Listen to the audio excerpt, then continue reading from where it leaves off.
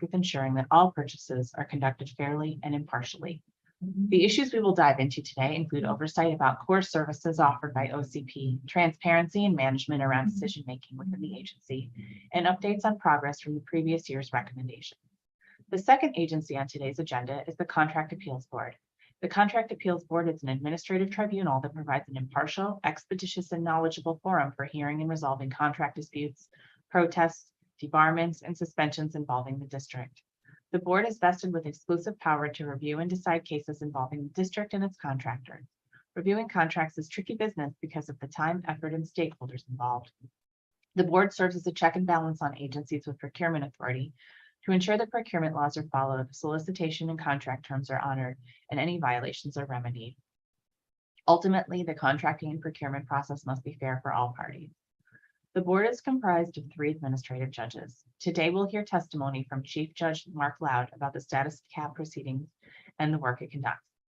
I look forward to hearing from our public and government witnesses today on OCP and the CAB. We value your input and we are grateful for all that you do for district residents.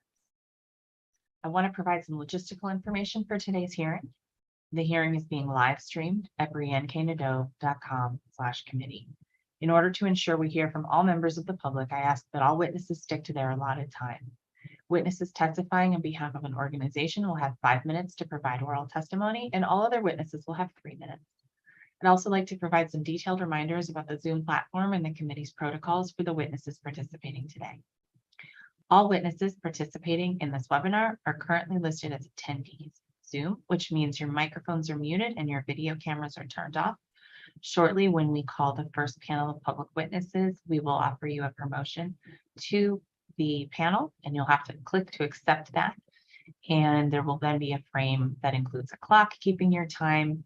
And when it's your turn, you can click on the camera button and unmute yourself. For any technical difficulties, you can send a message to Sabrine Katie or David Menny, labeled as Committee on Public Works and Operations, and they'll follow up with you. Additionally, if you're having trouble gaining access on the Zoom and you've pre-registered, you can reach my team at 202-741-2111, and I'll try to resolve your issue. Now going to call our first and only panel of witnesses. Melissa Millar, consultant for the Coalition for Nonprofit Equity, Gretchen Vanderveer, steering committee member of the Coalition for Nonprofit Equity, Emily Wack, Sydney Pryor, Summer M. Redstone Global Center for Prevention and Wellness Fellow, and Paula Akinley, Vice President of the American Federation of State, County, and Municipal Employees, Local 12. Let me ask if there's anybody signed into the Zoom today that I did not call that wishes to give testimony. This will be the last opportunity to do so today for this hearing. And if you would like to, just raise your hand and we can promote you to the panel. All right, otherwise, we will ask Ms. Millar to begin her testimony. Thank you. Good morning, Chairperson Nadeau and members and staff of the Committee on Public Works and Operations. I'm Melissa Millar, consultant to the Coalition for Nonprofit Equity, a coalition of approximately 1,000 DC nonprofits advocating for full funding and implementation of the Nonprofit Fair Compensation Act of 2020. The law, effective since March 2021, seeks to ensure consistent application of overhead or indirect cost rates and provides 5 ways for nonprofits to calculate and use their indirect cost rate in negotiations with the district on all contracts and grants made by DC government agencies to nonprofits. This fiscal year is the second of 5 years of a phased-in implementation period for the law, and for today's purposes of oversight on OCP, the law attaches to all nonprofit contracts valued at up to $5 million each, with the exception of hospitals, universities, and foundations.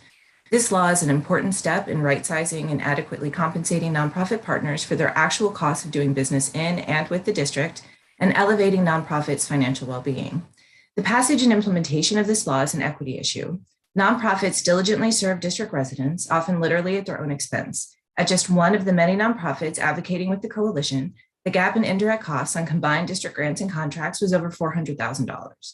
This gap in government funding must be raised from other sources just to continue providing the government services and programs.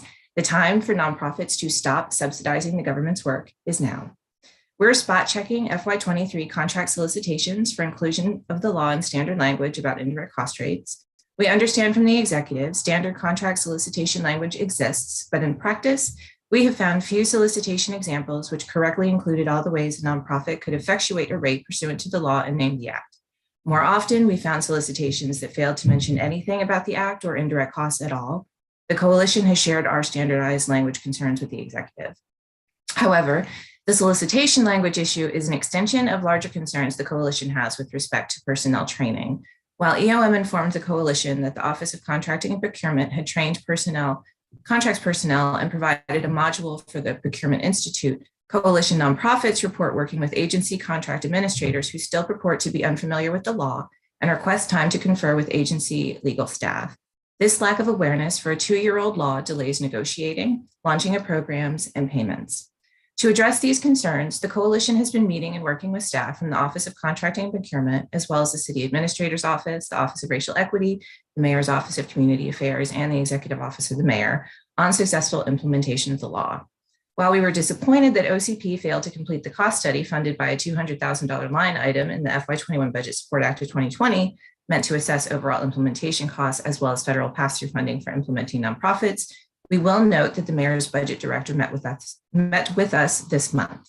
She acknowledged a mistake by the government at the outset of the law for failing to properly assess its overall cost, which contributed to a significant delay in the law's implementation. The executive informed the coalition that it will be building out a database of contract costs, awardees, and indirect cost rates to help track and compare rates and clarify funding gaps and needs. This database will likely take into the summer to build and thus will not be directly contributing to assessing budget formulations in FY24. However, we understand that certain agencies and offices may have more budget flexibility and would request them to reprogram funds as needed to cover indirect costs for nonprofits' indirect costs. The coalition and the executive had also been discussing holding listening sessions with nonprofits for the government to hear and understand their experiences and concerns. While initial discussions suggested holding them last year, the executive recently offered March and April session dates to the coalition on which to partner to receive input from the nonprofit community. And we are excited about the chance to partner with the executive and look forward to elevating our nonprofit partners into dialogue with their agency contract collaborators. And we do greatly appreciate the time and effort already invested by OCP on educating contract personnel throughout the government on the law, but we do need additional time and money dedicated to this effort. In FY24, the law's phase-in increases to cover contracts valued at up to $10 million. So for a nonprofit with a federally negotiated indirect cost rate or a NICRA of approximately 14%, which is very typical, were they to receive a $10 million contract, the law requires an additional $1.4 million to be budgeted for that award to support the nonprofit's indirect costs. It's imperative that OCP and the district government continue to assess the costs of successful and full implementation and budget contract costs across the government accordingly, while continuing to provide training to all contract personnel, agency and office directors and legal staff. And finally, we look forward to partnering with the executive on their nonprofit listening sessions and have invited the executive to attend our upcoming March 9th nonprofit briefing to update nonprofits on government activities and to hear directly from nonprofits about their experiences. And thank you for the opportunity to testify. Thank you very much for your testimony. And I'll hear from Gretchen Vanderveer. Good afternoon, Chairperson Nadeau, council members, and staff. My name is Gretchen Vanderveer, and I serve as the Chief Executive Officer of Fair Chance, a DMV-based social organization with a vision for a city where every child succeeds. We achieve that vision by strengthening nonprofit service providers through capacity building and championing their role as critical players in combating the negative effects of poverty.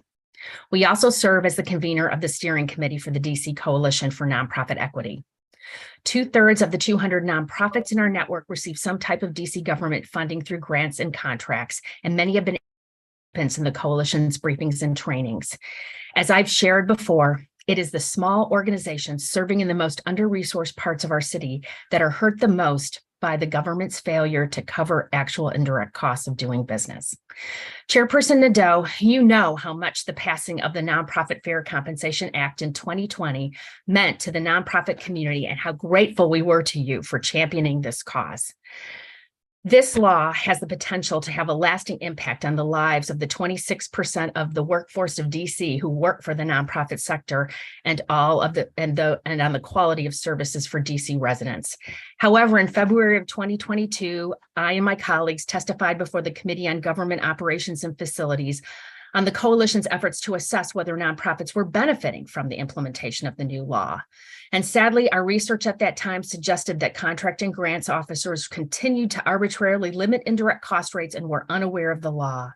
In the few instances where an indirect rate was approved based on one of the methods detailed in the legislation, the nonprofit was required to reduce services in order for the budgeted contract or grant amount to cover their true costs of doing business. Our message to the council last year was that district agencies, the Executive Office of the Mayor and the Office of Contracting Procurement failed to implement the law, and we came to the council with several recommendations, including training for all agency personnel, issuing standard language about indirect costs for contract and grant solicitations, including additional funds to agency budgets to cover implementation costs, and if the amount to add was not clear, mandate that someone in the government take responsibility for conducting the budget analysis requested in the 2022 budget amendment when the law was passed. Following last year's budget hearings, as Melissa shared, we were able to secure a couple of meetings with Director Shutter, Assistant City Administrator Lindsay Parker, Chief Equity Officer Amber Hewitt, and various representatives of their teams. We reviewed the recommendations I just shared with the council and discussed how to move forward in implementing this new law. The Office of Contracts and Procurement took on the training of contract staff, the distribution of a clause for solicitations to contracting staff under the authority of the CPO, and dissemination of a communication about the law to all agency personnel. Since then, there is evidence that government efforts are beginning to have impact, though progress both across and within agencies has been uneven. My own experience negotiating a contract with a government agency is illustrative. Late last summer, when Fairchance submitted our budget, including our certified indirect cost rate for work beginning in the fall, the grants officer pushed back on the indirect cost percentage and said that they only allowed 10%. My staff member educated the grants officer about the law, provided information we had on the Fairchance website, and the staff member consulted with the agency head. The agency had claimed to be unaware of the law and needed to send the materials we provided to their general counsel. 4 months later, we finally heard a response. The agency concluded we were correct and allowed our certified indirect rate. But in the meantime, we lost the staff we had recruited to hire on the grant because so much time has passed and the work just kicked off this past January. We have recently met with the same group of DC government representatives for an update, and there does seem to be continued momentum for implementation efforts. We know that educating a diverse and sprawling government workforce is not easy and requires constant attention and compliance efforts. The coalition will continue to work with these dedicated public servants to press forward with our ultimate goal being a culture shift across government and a more equitable relationship of mutual respect between government and nonprofit partners. Given what we have just learned about the budget director's intent to do the study, however, finally, we ask that the council please hold agency heads accountable to comply with data requests for this study. We also ask that where agencies have flexibility in their current budgets, they should find additional amounts to cover the gaps between current rates and new nonprofit allowable indirect cost rates under the law, so that service providers are not forced to cut services in order to pay themselves the true cost of doing business with the district. Thank you for this opportunity to share and for your time. I'm happy to answer any questions. Thanks very much. And next we'll hear from Emily Wack. Good morning. Thank you to the committee for my testimony this morning. My name is Emily Wack. I'm a Ward 4 resident and a parent of a kindergartner at Murch Elementary School. In October of this last year, my daughter's very first field trip almost ended in an unspeakable tragedy. The driver of one of the two buses carrying 44 children and 2 teachers had to be forced to stop after popping a tire and running into a ditch. One teacher and several children on this bus suffered injuries, including one child who missed several days of school with concussion-like symptoms. The bus was minutes from entering a freeway. The children did not return to school until 8 p.m. that evening when Fairfax County Schools volunteered their buses and bus drivers to bring our kids home safely. Parents waiting anxiously for their children only learned later through the news that the driver was drunk, more than twice the legal limit in Virginia. It was not his first DUI. None of the drivers or replacement drivers sent by the bus vendor were licensed to drive a school bus, and there were 18 safety violations with the buses themselves. We are beyond grateful that our children and teachers returned without serious injury, but this near tragedy exposed serious flaws in the contract and procurement process the vendor oversight, and compliance with existing background check laws for school transportation vendors. It's been nearly 4 months since that incident, and we're still waiting for any meaningful details, both about what went wrong and about how vendor oversight is going to be addressed to ensure this never happens again to other DC children and teachers. While I hope DCPS has learned a lot from this experience and will channel this into making our children safe and teachers safer on field trips, it was the Office of Contracting and Procurement's Public Works and Fleet Division that approved Rome charters for inclusion on the DCPS list, despite a record of repeated suspensions from the WMATC, and the fact that in 2021, this corporation was dissolved. It seems beyond clear that this company should never have been approved for a kindergarten field trip in 2022.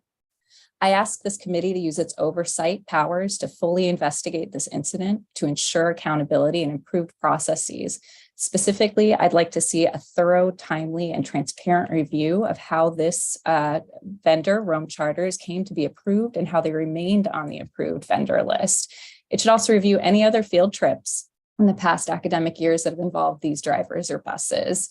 Any other field trip safety incidents in the past 3 years where drivers or buses were found not to be in compliance with DCPS policies or the requirements of school bus transportation contracts.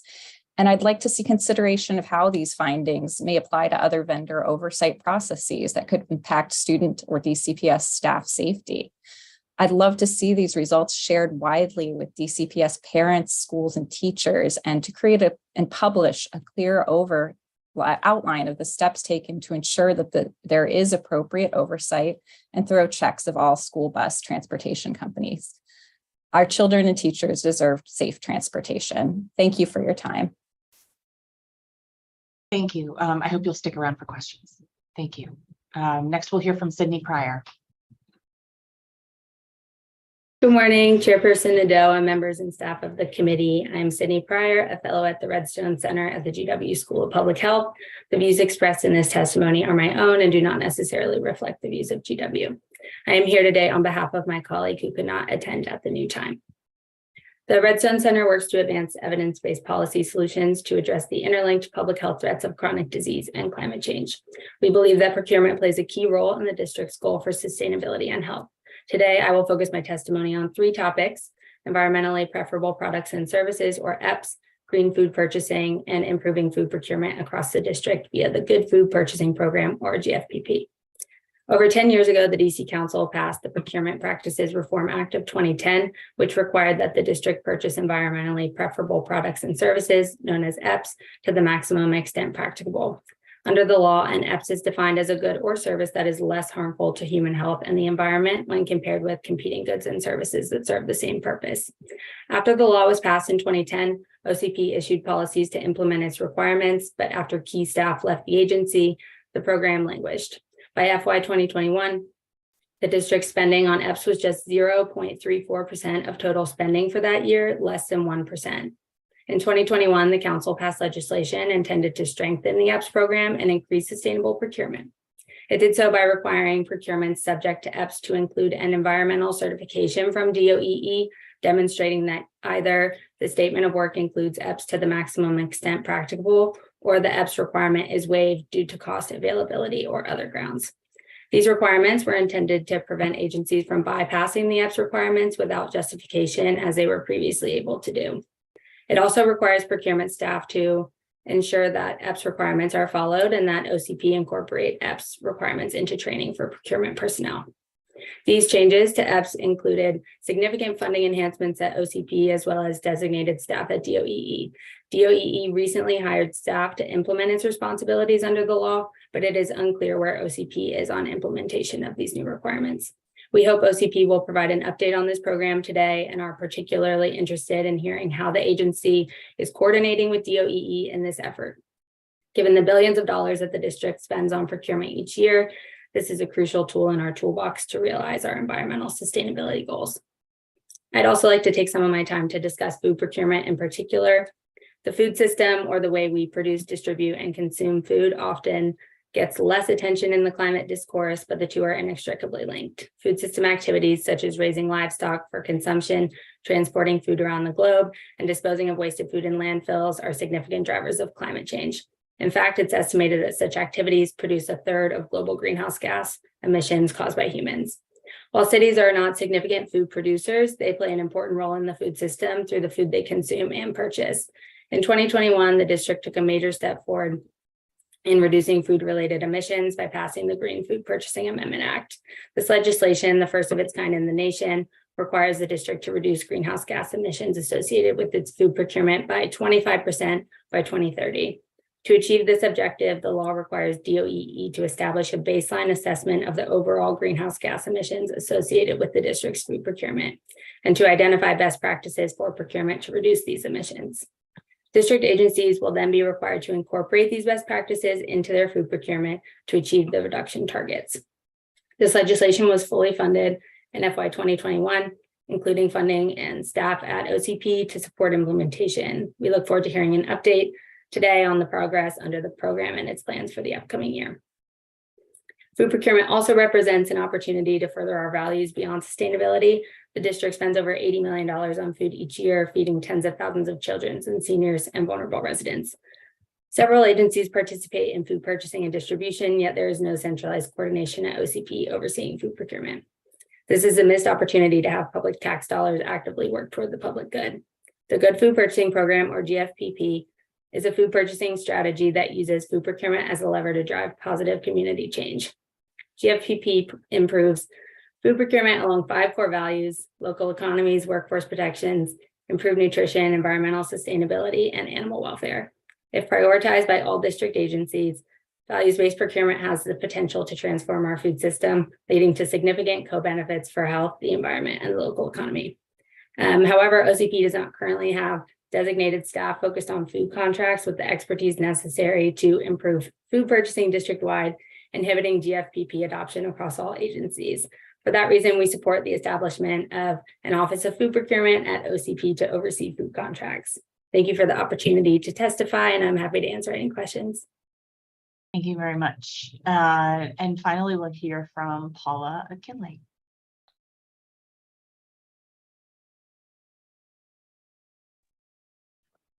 Hopefully you can hear me. I do have some construction in my background, so I hope it doesn't impede you being able to hear me. Good morning, everyone. My name is Paula McKinley. I'm the Vice President of AFSCME Local 2401. I also am the shop steward and the union representative of our members at the Office of Contracting and Procurement. This morning, I'm going to keep it brief. I've already provided my bullet points, but just to get to the meat and potatoes of my presentation, I want to talk about the condition of our workers and the work that they do for Office of Contracting and Procurement. So Local 2401's position is that we've never supported Office of Contracting and Procurement being decentralized, meaning that each agency in the district received their own procurement and contracting staff. And so what we were saying at the time that it would promote corruption and we were concerned about proper oversight from OCP and being able to uphold the standards and procedures as to how those contracts and procurement processes are supposed to happen. As a result, our members have been put in very uncomfortable and sometimes unfair situations because of the lack of oversight. And a lot of this is coming. We have areas where we get a lot of tension. One of the big tension areas is DDOT. A lot of activity happens at DDOT. It's a very high stress, high powered work environment, but the tendency to not adhere to certain things is really, really prevalent. And I hear from my members often. And what I've been asking and what I've always maintained is that OCP still needs to maintain its duty. It still needs to maintain its responsibility to all these employees that have been given out to the different agencies. There should be some level of oversight and involvement where they're upholding those standards that we all know they're supposed to be in place for the contracting and procurement process. Also, and like I mentioned, it breeds corruption. And so we would like to see that there's some type of oversight in that process as well. Also, we're looking to see if conditions can be improved in terms of the building. 441 4th Street is the main hub for OCP. There's a lot of pest issues. Currently, most of our members are out right now working from home because of climate issues, temperatures too cold. People were wearing coats and scarves inside the building. It was actually colder in the building than outside in some cases. They have a severe problem with pest control. And then I'm hearing also that there's an air quality issue. So I know that DGS is involved right now with the agency, trying to get things up to par, but OCP is housed in 441, and 441 has had a long history of having issues. Also, we want to lift up officially workplace bullying and harassment.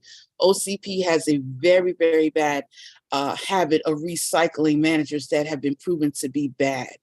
If a manager has been bad in one area, they just simply relocate that manager.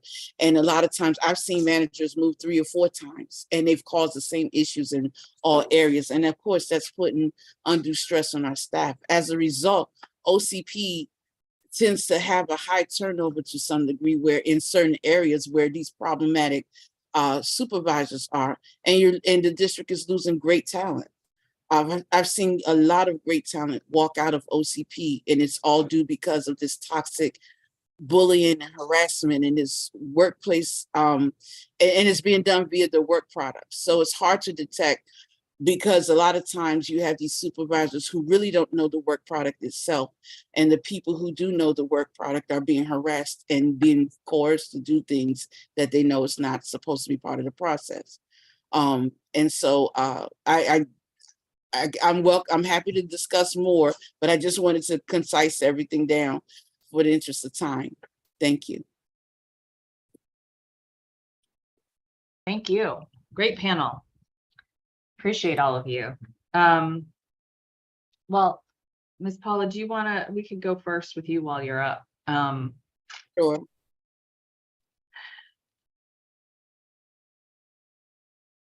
Can you talk me through the difficulty members experience when they request accommodations under the ADA or time off under the Family and Medical Leave Act? Yes. So I'm not quite sure what the stagnation part of it is. I do know that we have the HR department. They work very diligent and they're very detailed about how they request their information, and they're trying to be as by the book as possible and make sure they're in compliance. However, in my opinion, and when I consider, pardon my background, and when I consider the employees and the immediate needs that they have, I think that it gets to be a bit exhausting and a bit much. And I know that HR is pretty much trying to do what they're being asked to do. But on the other side of it, people who are going through real serious health issues and concerns and family issues, they don't have the time to keep going back and forth to doctors, getting this I dotted right, getting this T crossed right. And I just think that there needs to be some type of in between where we meet in the middle and agree that this is it. I feel that when the medical professionals complete the document, it should stand. It shouldn't be a cross-examining or let's pull it apart and did your doctor say that you can do this way? You know, I just think that it's excessive at times. And I just wanted to, and to the credit of HR, they're trying to do what they're supposed to do, but I'm also looking at the impact of some of my members. I know that their process is not to promote abuse of the system, but at the same time, there needs to be a softer approach to it. So, is it different when these employees' requests are made under time-sensitive deadlines? I don't think that it has anything to do with about time sensitivity. I think it's the main issue that I see is about what's being required, what's being requested, in order to say, yes, you can have telework, or yes, you can have FMLA. The big issue is really the telework process. Some people have conditions where it would really be better for them to telework. Mm-hmm. And we've seen the advantages of telework, and I'm not too sure why there's this big holdup or this big pause in allowing people to telework. The DPM has situational telework, and situational telework spells itself out in a DPM and under what conditions it could be granted. I think that I just think that it's being underutilized for people who really need that.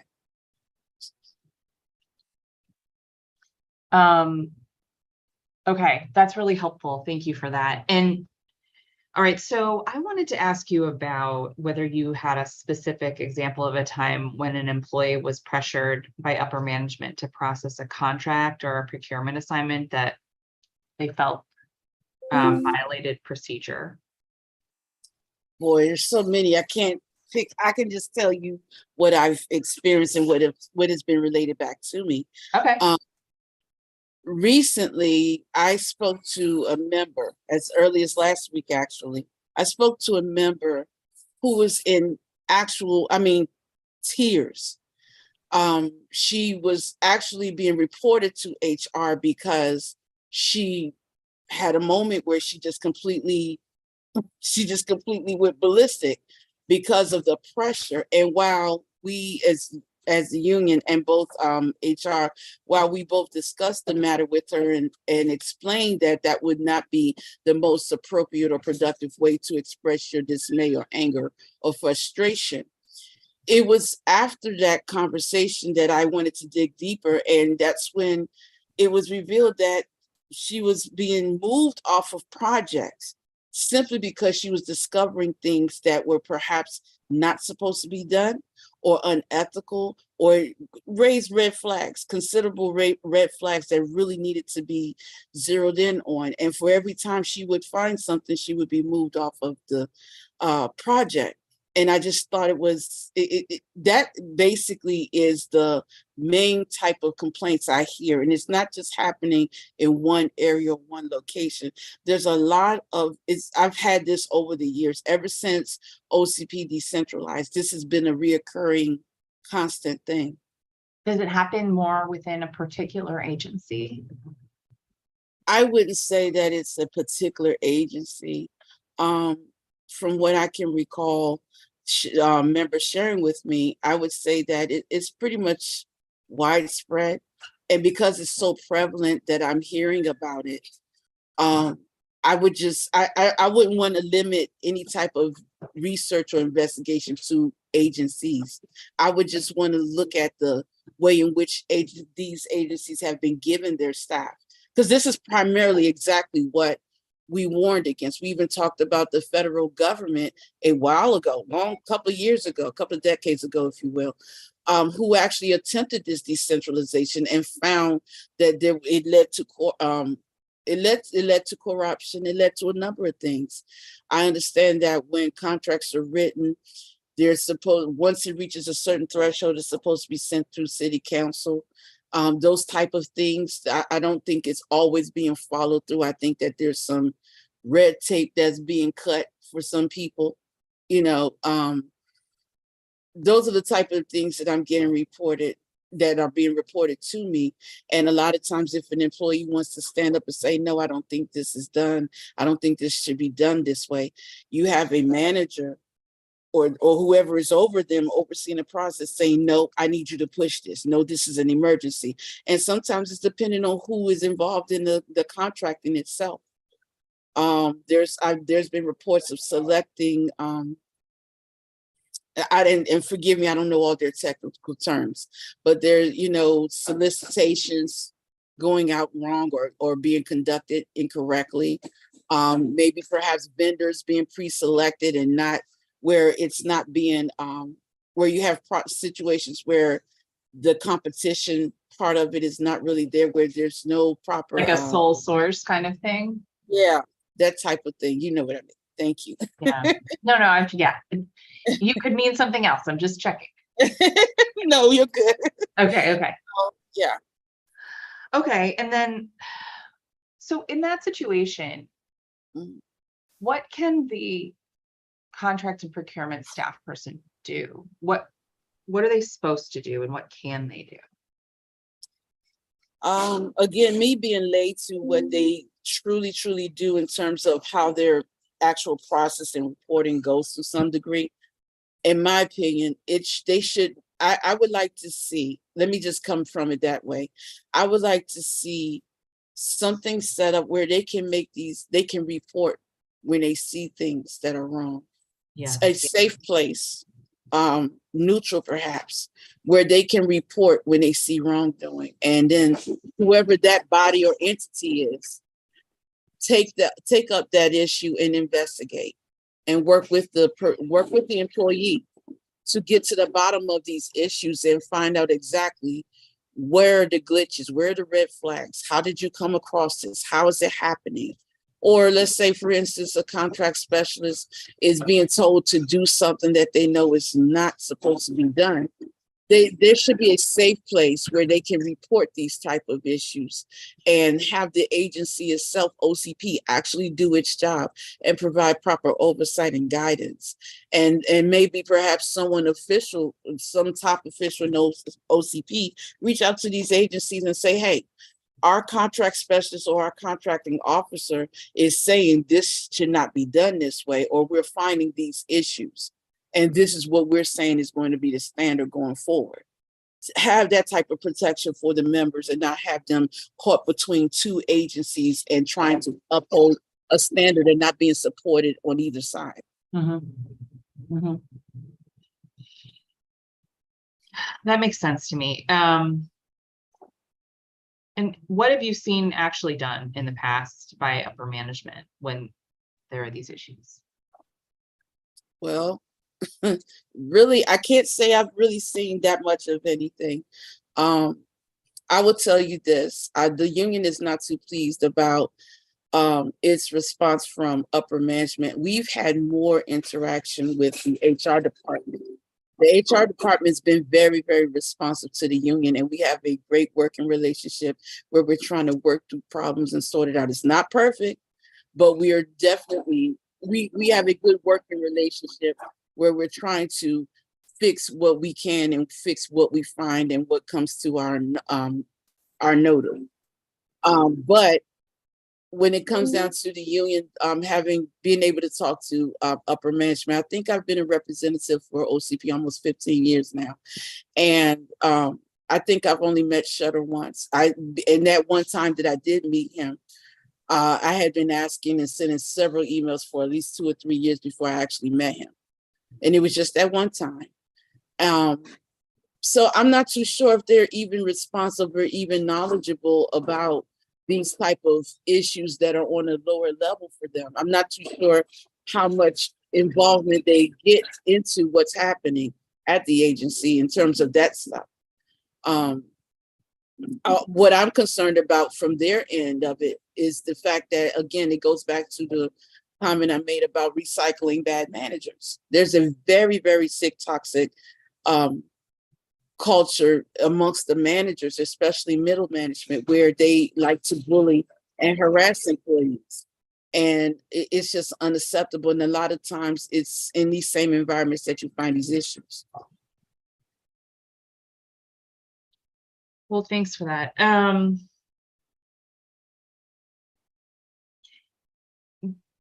Just while I have you, do you happen to have any examples of management going outside the scope of established procedure to accommodate agencies for special requests? Not off the top of my head, but I'm sure if asked by members, I can provide it to you perhaps at a later date. Sure. I think that's it. If you have anything you wanted to add before I go on to our next witness, feel free. Okay. I honestly just want to really, to the best of your ability, I think going forward, just really urging the agency to provide proper oversight so that our members are protected and supported in the work that they have to do for the district. Also, and I'd like to see that the workplace bullying and harassment officially be addressed. It's, I think in the climate that we're in right now, where mental health is a very big issue, I think we need to be extremely sensitive and intentional about our approach to it and not pass it aside because we simply don't see the telltale signs. I'm here to confirm that it exists and it needs to be put to rest. Thank you very Thank much. you. Let's go back up to Melissa Millar and Gretchen Vanderveer for a moment. Of course, you know, I'm very familiar with this issue, being the original author of the bill, and I just want to thank the coalition for, you know, your work getting it passed and sticking with it on implementation. Fortunate to find myself with this committee assignment so that we can go a little deeper on its implementation. So thank you for that. I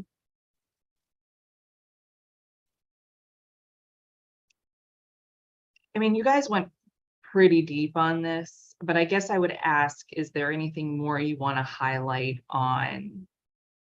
Well, any other things you want to share from other members of the coalition that maybe you didn't get to lift up today? Because I think you guys were pretty specific on what you were experiencing. I think just generally that the experiences that Gretchen spoke to and I alluded to are experienced through members throughout our steering committee, certainly, Yeah. and to the best of our knowledge throughout our nonprofit community. We have heard, as Gretchen noted, there are sometimes months-long instances where there's this back and forth negotiation. We've heard from other members of our coalition where they have presented that member had a NICRA because they have a federal relationship. They presented their NICRA to the agency they were seeking to contract with, and the agency came back and said, well, we'll give you half that rate.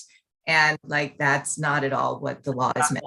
Yeah. Yeah, so there is still some unintentional backdealing that seems to be happening between contract and perhaps grant administrators and the nonprofits, as opposed to just accepting what the law is meant to provide and the 5 ways, and this is what my rate is, and please honor my rate. And separate from that is the challenge that the funding still has not been sufficient in agency and office budgets. So for some agencies, they may have been able to effectively negotiate to on paper get their rate, but when it comes to actually getting that funding, what they're hearing from the agency is in order for us to pay you that money, you're going to have to cut services. So for mission-oriented nonprofits, we don't want to not house one more person, not provide services to one more child. So if the trade-off is you can keep your lights on or not provide services, it's a very difficult place for a nonprofit to be in. The law was to set up to provide, it's not an either or. So ideally, the government should not be placing nonprofits in that position. That we have heard from the assistant city administrator that the government understands that there is some budget flexibility in agencies and offices, not all of them, but some of them. And for those agencies and offices that have a little bit more budget flexibility, they need to be providing additional funding to nonprofits to cover their indirect costs so that service provision to the residents of the district does not suffer. We need to provide services and we need to provide fiscal stability to nonprofits. That is what the law is meant to do. Gretchen, you became Technicolor. I know, like many nonprofits, I have an old computer and all of a sudden it sometimes turns purple on me. Okay. The camera clearly is quirky. But council member, I would just like the opportunity to say that there are 2 things that I found very positive about the coalition's experience over the past year. One is, you know, we did come together with representatives of the agencies we mentioned, and Director Shutter and his team showed efforts to do education with the organizations, the agencies that they have within their authority. Like I said, you know, it is not universal that training has taken hold or has gotten to the right people. And I think one of the things that I learned, and I think the district is beginning to learn, is that general counsels can be key here. They need to know about it. Okay. So not just agency heads, but this is about fulfilling the law. I mean, right now, that in many cases, there are government representatives out there who are contract and grants administrators who are breaking the law. And, general counsels need to know about this. And this is a serious issue. But there's just this ingrained culture of, nonprofits are charities, and we should, be willing to accept whatever the government gives us. And that's just not okay. It's never okay, but particularly post-COVID, when so many nonprofits are struggling to recoup losses, to just have to continue to subsidize government services is just not okay. And it's poor treatment, it's inequitable. But the other thing I just want to sort of highlight is, for Budget Director Reed to really acknowledge that a mistake was made, that there was never a financial impact study done, and that the analysis was never done. That's huge. So perhaps there will actually be a figure of what needs to be added to agency budgets to truly implement this law for the 2025 budget, which is sort of sad that this act was enacted in 2020, and we might have implementation in 2025, but it's hopeful, and so we are hopeful. But it's not done. We're not done with the needed education, with the needed training, with the needed culture change.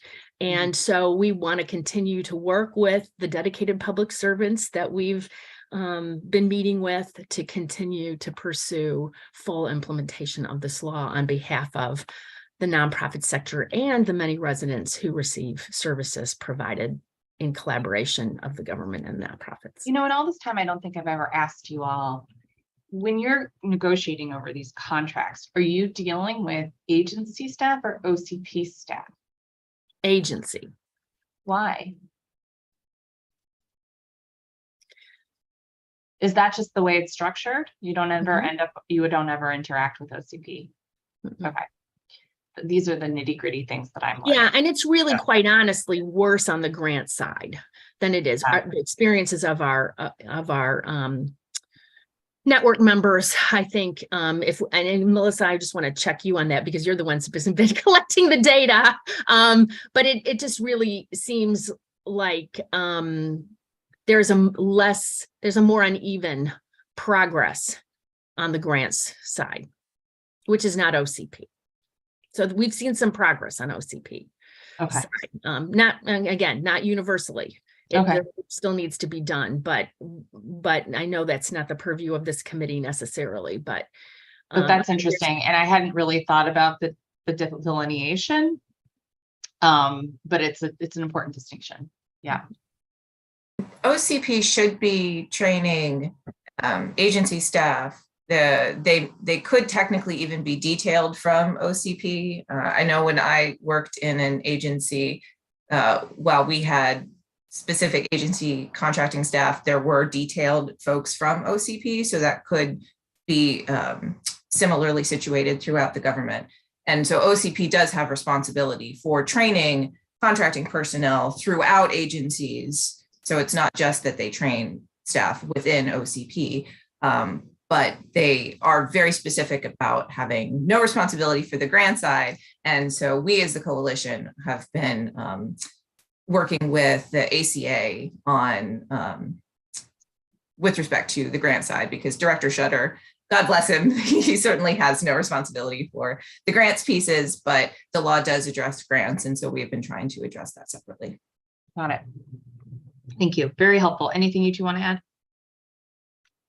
No, but again, we are just so grateful to you and the other council members who really stood up for the nonprofit sector and made sure this law was passed.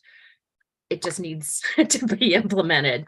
And we're going to continue to work towards that end. Excellent. Thank you so much. Thank you. Thank you. Sydney, prior, I wanted to ask you just a couple questions. I'm very interested in your testimony and would like to talk with the director about these pieces. We're doing some work on the environmental side of things with DPW also in our committee. So this goes together very well. Do you have a sense of which existing contracts really are like ones we should target for these types of investments? Are you referring to EPS or procurement? Oh, sorry. Generally. Let's okay. start with EPS. Okay, I'm much less familiar with EPS than my colleague that was supposed to testify, Rachel Clark. So we're happy to set up an additional meeting about No that. problem. But I guess I'm just trying to get a sense of like which government agencies are doing the type of contracting that we should be looking at for, let's say, green food purchasing, for example, because we know DCPS has their own independent contracting, but there's a lot of food contracting throughout government. So are there ones in particular you have in mind? yes, DOC, DPR, and there's a couple other I can send over. EOC, you said? Mhm. What's EOC? Oh no, DOC, sorry. Oh, sorry. Okay. Corrections. Mhm. What about Office on Aging? I believe so, but I'm not 100% sure on the details. All right. Yeah, no, I'd love to know that. Because maybe if we can be focused and targeted on that, that would be helpful. But we can ask some questions about this and just thinking it through. But I'd want to take a look at the RFPs and for the various food contracts to see whether or not any of this is contemplated in them. Yeah, is it something you all have done already? No, I mean, we definitely have a list of agencies that I think we're interested in and that are kind of a priority, but nothing beyond that yet. Okay, well, feel free to follow up. Happy to work together on it. Okay, great. Fantastic. Thank you. Thank you. And Emily Weck. Morning. Morning. Thank you so much for taking the time to testify. I am a fellow kindergartner mom. So your story, both when you recounted it and when I read it in the news, definitely hit home for me. So thank you. So it's been 4 months, you said? And have the parents or the school heard anything at all about the investigation? Very little. So the Council Farabee, Chairman Farabee met with us a few days after the incident, after some significant pressure from parents at the school. And we received a one-page email afterwards, outlining a few small steps that they had done to date, which was, reviewed the list of vendors that they have for school buses, in which they discovered several others were not in compliance with the rule on school busing, and had asked schools to take on additional steps for confirming who the drivers were and taking safety steps at the schools. While I appreciate that, and I'm glad that's happening, that doesn't seem like a feasible long-term solution, especially given everything we already ask our schools and teachers to take on. This is a central process, and we should be able to have confidence that the vendors approved through these processes are reliable and safe. So in your testimony, you mentioned, what I'm going to try to do here is get us to the part where OCP is involved, because there's another piece that we're going to have a hearing probably in April on DCPS's contracting authority. The chairman and I introduced a bill about that because right now they're independent, and the proposal would bring them under OCP for accountability purposes. But maybe you'll be interested in coming back for that. So the OCP part you mentioned, they have a division that basically establishes an approved list of vendors that then DCPS can choose from. Is that your understanding? That is my understanding, and there is a publicly available document signed by staff at OCP that approved Rome charters for school bus transportation. Oh, right. Okay, that makes sense. So that both systems are using it. Right. That's interesting and makes me think now I need to check with all the LEAs about whether any of them are still using this vendor. Okay, great homework. So I definitely want to ask about this and essentially what screening they're doing when they create this list, how often they're reviewing it, what changes they've made since this incident. Is there anything else you suggest I ask? I think the one other concern that I have, I'm very aware of my privilege being a merch parent and of the fact that, our school communities, parents have, a network that, may be much more extensive and able to put more pressure and more awareness than other schools in the district. And I feel like we were incredibly lucky here to escape this without any serious lasting effects on our community. And I want to make sure that the same is true for all of our schools in the district.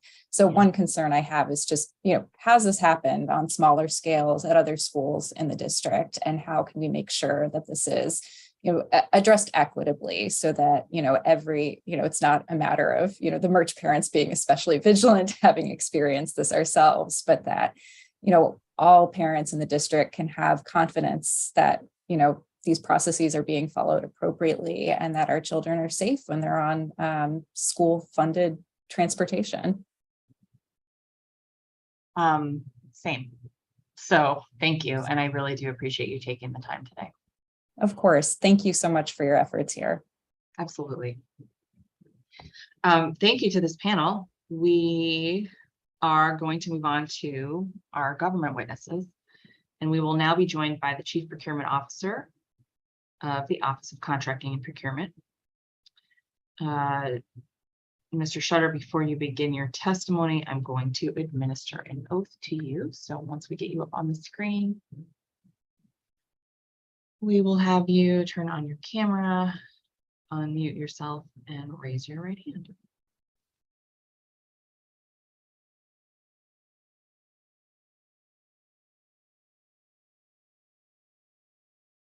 You want to be on video? That's fine. Okay. Good morning, Chairperson. Director Shutter stepped out. He'll be back in about 1 minute if you could indulge that. Yep, no problem. You can go Thank ahead you. and turn your camera off and we will pause for a moment.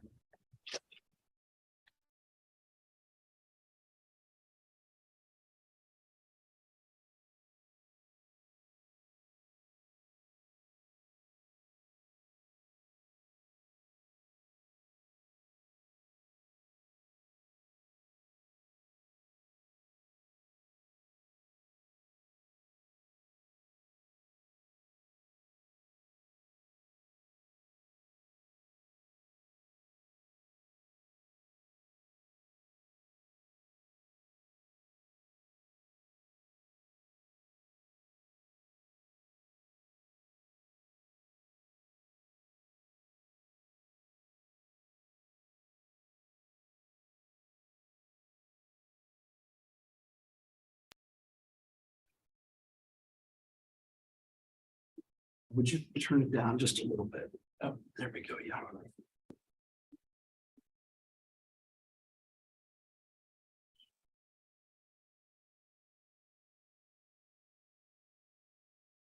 Good morning. Good morning. All right, if you could raise your right hand, please. Do you swear or affirm under penalty of perjury that the testimony you're about to give to the Committee on Public Works and Operations is the truth, the whole truth, and nothing but the truth? I do. Excellent. You may begin your testimony. Thank you. And good morning, Chairperson Nadeau and the Committee on Public Works and Operations. I'm George Shutter, the Chief Procurement Officer of the District of Columbia and the Director of the Office of Contracting and Procurement. Thank you for the opportunity to provide an update on OCP's performance in fiscal years 2022 and 2023 to date.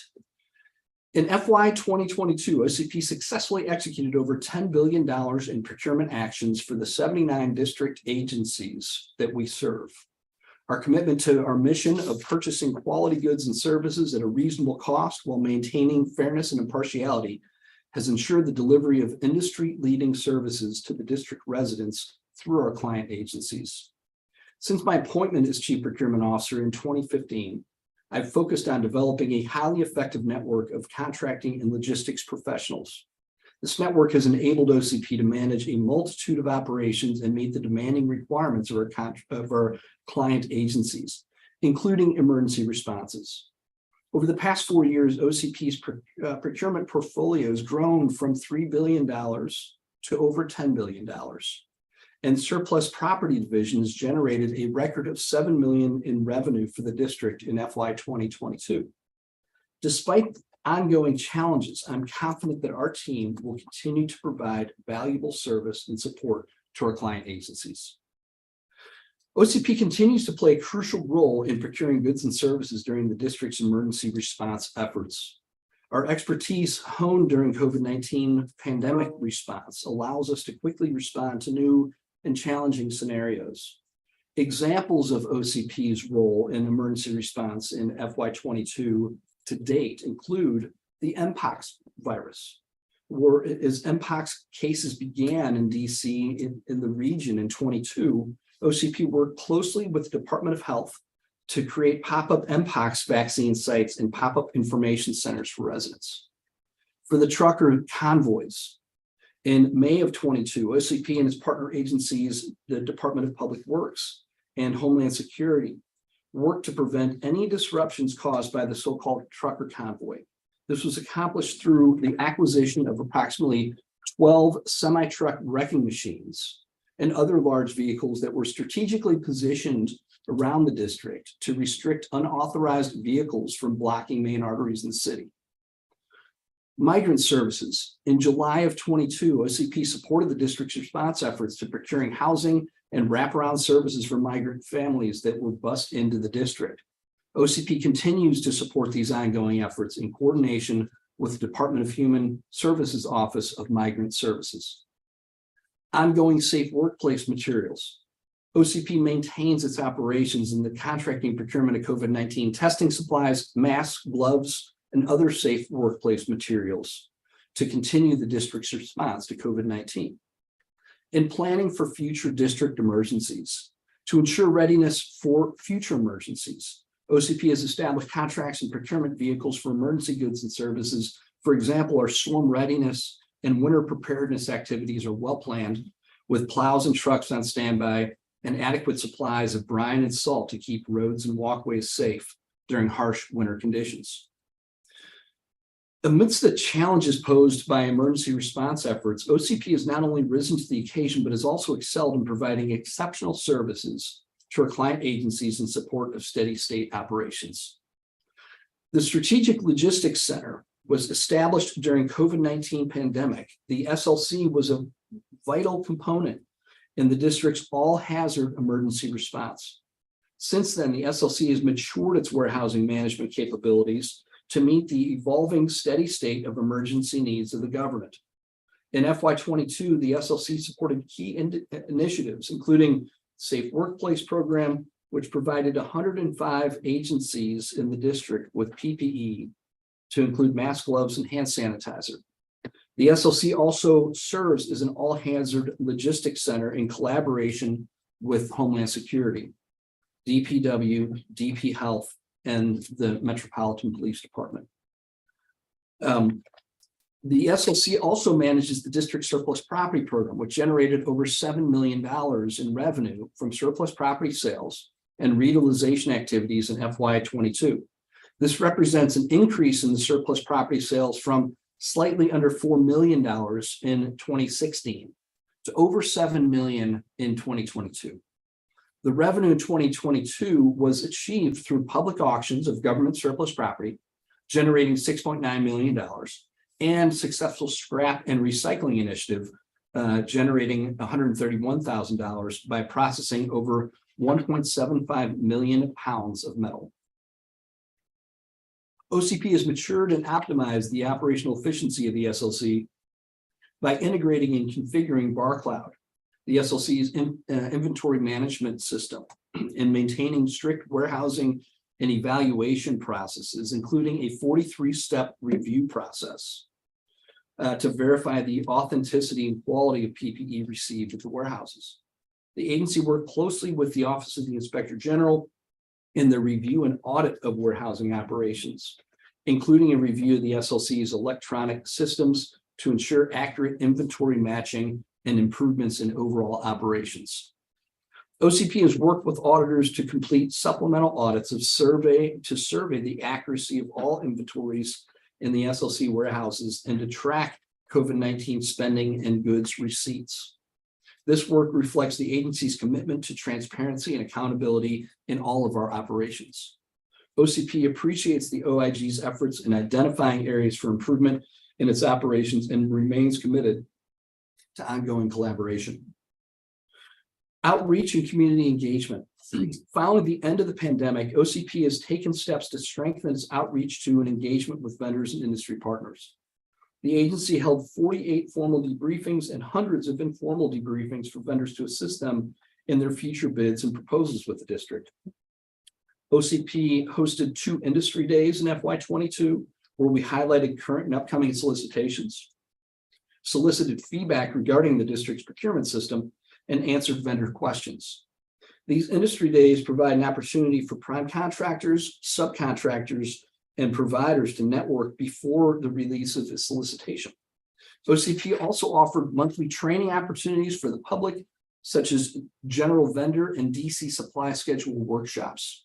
OCP has participated in various public events in 22 and 23 to date, including the 31st annual Government Procurement Conference and the District Connect event organized by the Department of Small and Local Business Development. OCP remains committed to its diversity, equity, and inclusion program and is working closely with the Mayor's Office of Racial Equity to keep its plan current and effective. We recently participated in the Let's Talk Black Tech Multi-Industry Expo, hosted by the Greater Washington, D.C. Black Chamber of Commerce. Regarding the American Rescue Plan Act and the Build Back Better going forward, OCP plays an important role in securing the goods and services and construction needed in the district's long-term growth and opportunity investment as a result of the federal aid under the American Rescue Plan Act, ARPA, and Build Back Better Plan, and the Infrastructure Investment and Jobs Act, each with specific regulations on the usage of those funds. One of the major ARPA initiatives that OCP is involved in partnering with the District Department of Transportation, the Office of the Chief Technology Officer, and the Office of Public-Private Partnerships, is DC Smart Street Lights project. This project is a $309 million public-private partnership and the district's first ever public-private partnership aimed at upgrading the district's streetlights with energy-efficient LED technology and incorporating smart city features like wireless access points to enhance the DCNet public Wi-Fi programs.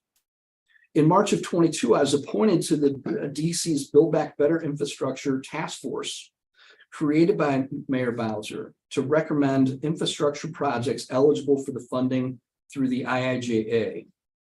As a member of the Administration Compliance and Procurement Subcommittee, I emphasize the importance of executing procurement with innovative, flexible acquisition methods and streamlining processes to maximize efficiency.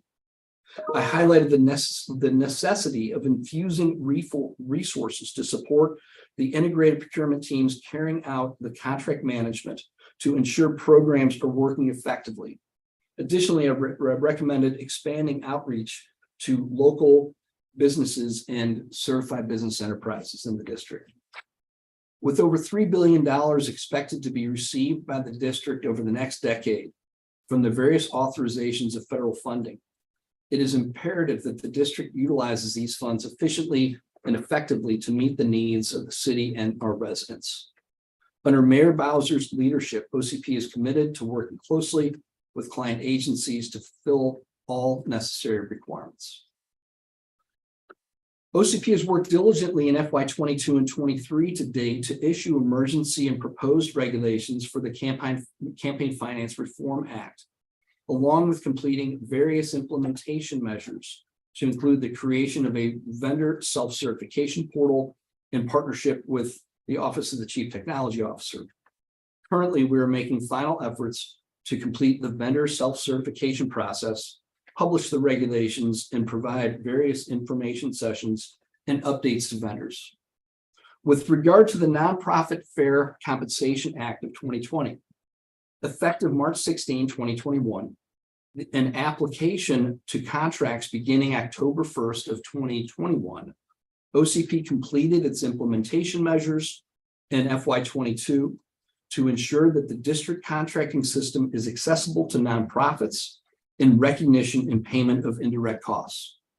OCP remains committed to supporting our nonprofit partners on matters associated with the contracting and procurement provisions under the Nonprofit Act.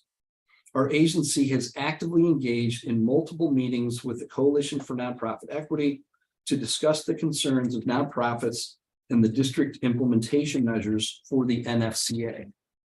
OCP has provided training to staff on the requirements and implementation of the law for contracts under OCP's authority, and has communicated the requirements of the law to other district agencies as well. In FY22, OCP joined forces with the Office of the Chief Financial Officer to prepare for the launch of the district's integrated financial system, DIFS, a cutting-edge financial management solution designed to simplify the district's contracting accounting processes.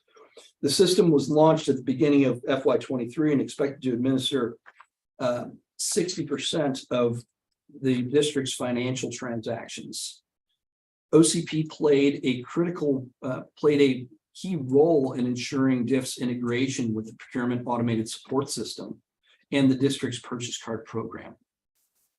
As part of our ongoing collaboration with OCFO and the DIFs team, OCP is working to optimize the integration between DIFs and the PASS systems.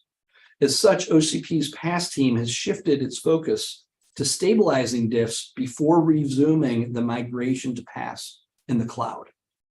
As I've mentioned in previous testimony, the PASS Cloud project aims to upgrade the outdated on-premise 20-year-old PASS technology to a cloud database. This migration will bring a host of new efficiencies to the procurement process, including improved procurement planning, reporting, and transparency.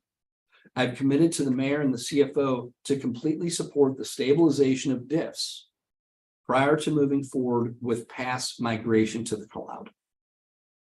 To ensure that our staff understands and gains proficiencies in the use of these technology upgrades, OCP will be enhancing our policies and procedures manual with new content and providing additional training and support on both projects.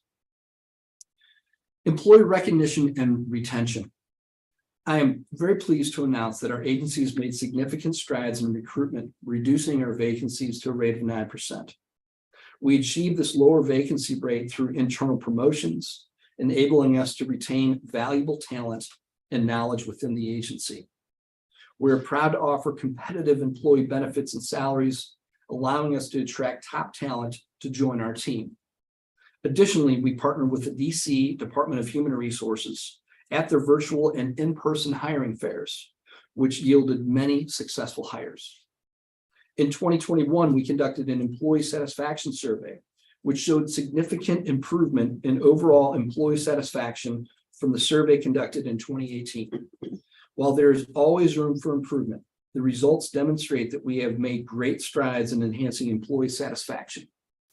We are dedicated to identifying and implementing new initiatives to further increase employee satisfaction. Last month, we held a recognition ceremony to acknowledge and celebrate the hard work and dedication of our employees, particularly during the COVID-19 pandemic. It was my privilege to present awards to employees for their lengthy years of service in the district as well. I was particularly pleased to present a service award to one employee who has served the district for over 45 years. So in conclusion, Chairperson, in FY22, OCP faced new challenges, but we rose to the occasion with determination and professionalism. Our agency successfully maintained and managed daily operations with a procurement portfolio of over $10 billion, while addressing the pressing emergencies and the needs of the district. The strong relationships we have built with our vendors and client agencies further demonstrate the exceptional talent and expertise within our organization. We are grateful for the leadership of Mayor Bowser, City Administrator Donahue, and Assistant City Administrator Parker, who have been instrumental in supporting us through the fiscal year. We also extend our appreciation to Chairperson Nadeau and members of the Committee on Public Works and Operations for their support and for providing us with the opportunity to testify today. As we move forward, OCP is committed to continuously improving and growing as an agency to better serve the district and to better serve our residents. This concludes my prepared testimony, and I'm open to any questions that you may have. Thank you very much for your testimony. First, I want to begin by asking some follow-up questions regarding public witness testimony today. I want to start with testimony from Emily Wack regarding the list of approved vendors for school buses for field trips. Were you following that conversation? I was. So what is OCP's role there? OCP does not have a role in DCPS's approval of contracts or any role with reviewing that bus list. So what is the, excuse me, I want to make sure I'm using the right term here. The Public Works and Fleet Division responsibility? Yes, so here? we have a chief contracting officer that is embedded within the Department of Public Works that supports fleet services. And that group did not consult or approve or review any of the DCPS bus contracts. I will tell you that when OCP was provided with the understanding of what transpired that day with Rome Charters, we immediately sent a debarment memo to Rome Charters and the owner, which immediately put them on the district's suspension list. And since that time, I have engaged with Rome Charters and provided them an opportunity to provide information regarding the situation and basically their ability to perform as an agency, as a company. This last week, I have debarred both Rome Charters and the owner of Rome Charters, and we debar the owner as well to prevent just opening up a new business and using the same assets there. So OCP's role here with this situation was immediately suspending the company and the owner and immediately following debarment procedures, which has led to the current debarment of Rome Charters and its owner. And you said the debarment just happened? Yes, the debarment, I'm sorry, the suspension happened immediately. And Okay. so the suspension happens immediately, which means that no contracting activity in the district, regardless of OCP or another agency, is unable to contract with that firm while they're suspended. And we go through the due process that's provided by the law to review the situation, to ask the company for further information. Sometimes in debarments, we'll have actual hearings before I make the decision on the debarment. In this case, it was last week that the process of debarment came to fruition, and I technically debarred the company, which now puts them in a status where the district is unable to do business with them for a 5-year period. How does that impact public charter schools' ability to do business with them? If there is district local funding involved, actually, that's a good question, Councilmember. I don't know that answer. Let's look into it. ECPS does have independent procurement authority, so I'm not as familiar with how that agency operates, and I don't want to answer inappropriately there. Okay. I would refer you to DC Public Schools there.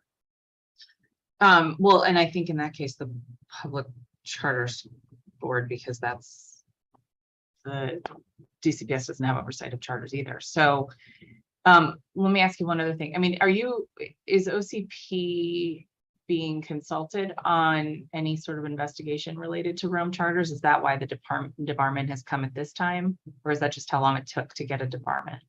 We initiated the debarment process immediately, Got it. which put the firm on the suspension list. And we have a process of, it's a formal process, chairperson, where we'll ask them for additional information, trying to establish if they have reasons that they believe that they're an ongoing concern in a solidly managed company. There was no response with further information here. So I did not have a hearing, and I did after the engagement with the firm debar them in the last couple weeks here. In a situation like this, do you have the opportunity to examine the other contractors in the same space to see if any of them have concerning behavior? I have not done that personally. I think that it's important in all of our contracts. We have a past performance, a performance system that the contract administrator of any contract is required to input information both numerically and qualitatively on the performance of the contractor. That generally happens 90 days after the start of a contract and annually. And so there is the ability, and there should be a situation where contracting administrators are opining on the performance, and that is included in either the determination to award an option period by the contracting officer, or when we're assessing new companies for a new procurement. Okay, thank you. Absolutely. We also heard from Sydney Pryor about the Environmentally Preferable Products and Services Act and the Green Food Purchasing Program. Could you talk more about how you're working to meet the goals and standards set out in those programs? Sure. We do have a sustainability contracting officer, and that is embedded within the Department of Energy and the Environment. We do have a set of 14 categories of products that we've worked with DOEE on ensuring that when we're acquiring those categories of products, that they are appropriately environmentally friendly, that we have the right specs, so that regardless of the agency that's acquiring those needs, they can use those specifications in order to acquire, to ensure that, for example, laptops have the right components, that when we do have their end of life and need to recycle them, that they're appropriate and in line with federal and DC regulations. What would those categories be? I could send you that list, council member, but I don't have them here with me right now. And then what about food purchasing? I believe that is one of the categories. There are requirements in food purchasing that are included in, or should be included in, specifications for food, in both what the food is required, as well as the products that are used to support the food service delivery. There are requirements of of nutritional information, for example, that is required to be on the in the on the product when we receive it in the district, and those are included in specifications when we acquire food products through a request for proposal. Okay, that was gonna be my next question. It was the RFP. All right, thank you very much. Yeah, I'd like to learn more about that after this, and just sort of see maybe some of the RFPs so I can understand how we seek that out in the market. Thank you. Absolutely. We also heard today about building conditions located at 441 4th Street. And we've definitely received some complaints already in my office about that: heating, electricity, hot water, pest control, indoor air quality. Are you aware of the building conditions, and can you tell me what you're doing to remediate? Absolutely aware, Chairperson. I'm here every day in our office and in many of the 23 locations that OCP has employees serving. We have very good engagement with our staff on communicating with them on particularly the renovations of the bathrooms. There are two main bathrooms on the floor.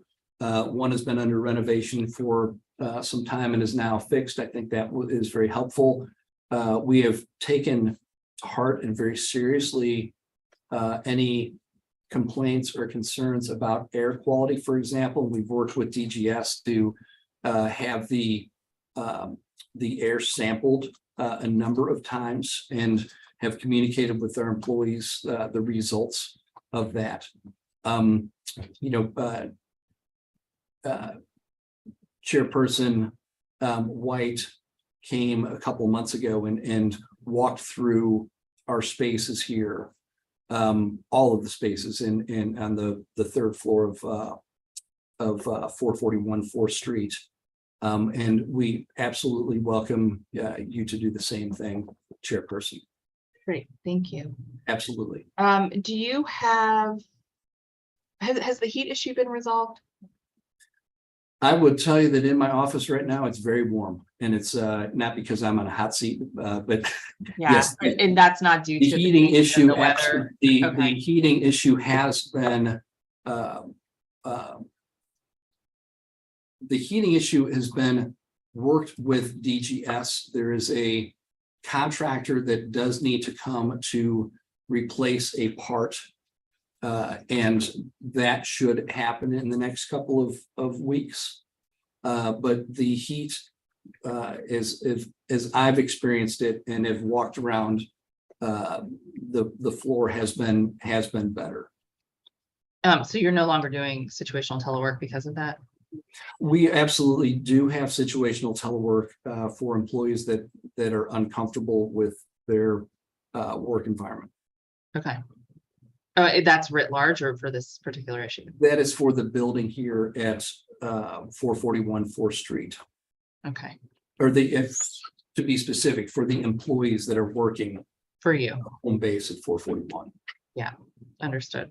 There's a lot of other people that work there. So we also heard testimony about OCP employees feeling pressure to process contracts and procurement services on assignments, which they perceive to be violations of procedure and bidding rules. I'm assuming employees at the agency are trained to spot contracting issues like these. Could you talk me through sort of chain of command, operating procedure for reporting a violation at the agency and what you're doing here? Absolutely. When the PPRA was put in place a number of years ago, it greatly centralized contracting procurement in the district. And we have created an organization in OCP that actually has some national trends towards it, of the professionals that perform the contracting procurement functions in the districts were transferred over into OCP. And so the model is you have a chief procurement officer that has statutory requirements of experience in this field that is managing the centralized staff that are either in a central location or deployed, so to speak, within agencies. So the employees of OCP that work within an agency have a chain of command that is with the agency. They are embedded oftentimes within the program agency, and the program will provide prioritization of needs. And those employees are there and engaged because they're learning about the programs and better situated to support them. But their chain of command is through OCP, and we have chief contracting officers that manage from 250 to $250 million to $1.5 billion worth of a book of business, that we have employees that are either embedded within agencies or working centrally to support those. And the regulations, the manuals are all OCP centric. The reviews are through the OCP chain of command by design. So, for example, a contracting officer may be embedded within OCTO or embedded within Department of Energy and the Environment, and working day to day with that program to make sure that they understand the needs, working with that program as a team to request proposals, to manage the needs of that agency. But the reviews, like a procurement review committee is established, that my deputy manages, and all large contracts and key contracts will go through that procurement review committee. That committee is a group of experts, procurement experts, and attorneys, either from my general counsel's group or often from the Office of the Attorney General, where that contracting officer has to come to that board with a business clearance memorandum that describes how the process that they followed to get them to the point of negotiation, and their written determination on how they're going to negotiate the requirement going forward, whether that is negotiating directly with the best offeror or engaging with a group of offerors to improve their proposals to make a final decision. So those reviews are done through the central office. There is the Office of the Attorney General as well, provides legal sufficiency on those requirements. So it's important to me, and it's an important premise in public procurement, that you have separated functions. And so we have the program develops the requirement, they own the requirement. The contracting officer manages the contract and the engagement with the industry. And then the CFO's office, whether it's on the front end in approving a requisition that the funding is appropriate for those needs, or on the back end when it comes to making a payment, the CFO is aligning the contract documents with the invoice and with the receiver report from the agency that said that they actually received those services. So that's a sampling of the internal controls that are in place and how we manage contracts in the district. And if the larger the dollar value, the more rigor there is in the process. But all contracts have a review process of ensuring that we're following the law and meeting the needs of the district appropriately.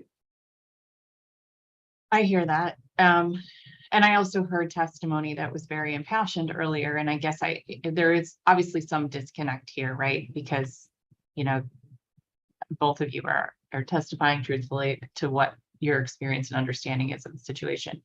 Do you feel like there is a safe space anywhere that employees can come to and sort of talk about these issues and when they are feeling pressured or they are feeling like something isn't going the right way? Absolutely. I would say a number of them. employee, we have a general counsel and a ethics officer in my general counsel that any employee can go to. There is the BEGA, the ethics office, the ethics agency that any employee can go to. I make sure that in warrant training, where we're actually providing an officer with the written delegation to award a contract, that they know that they can call me directly and that they can call their chain of command if there's any concerns of undue influence. One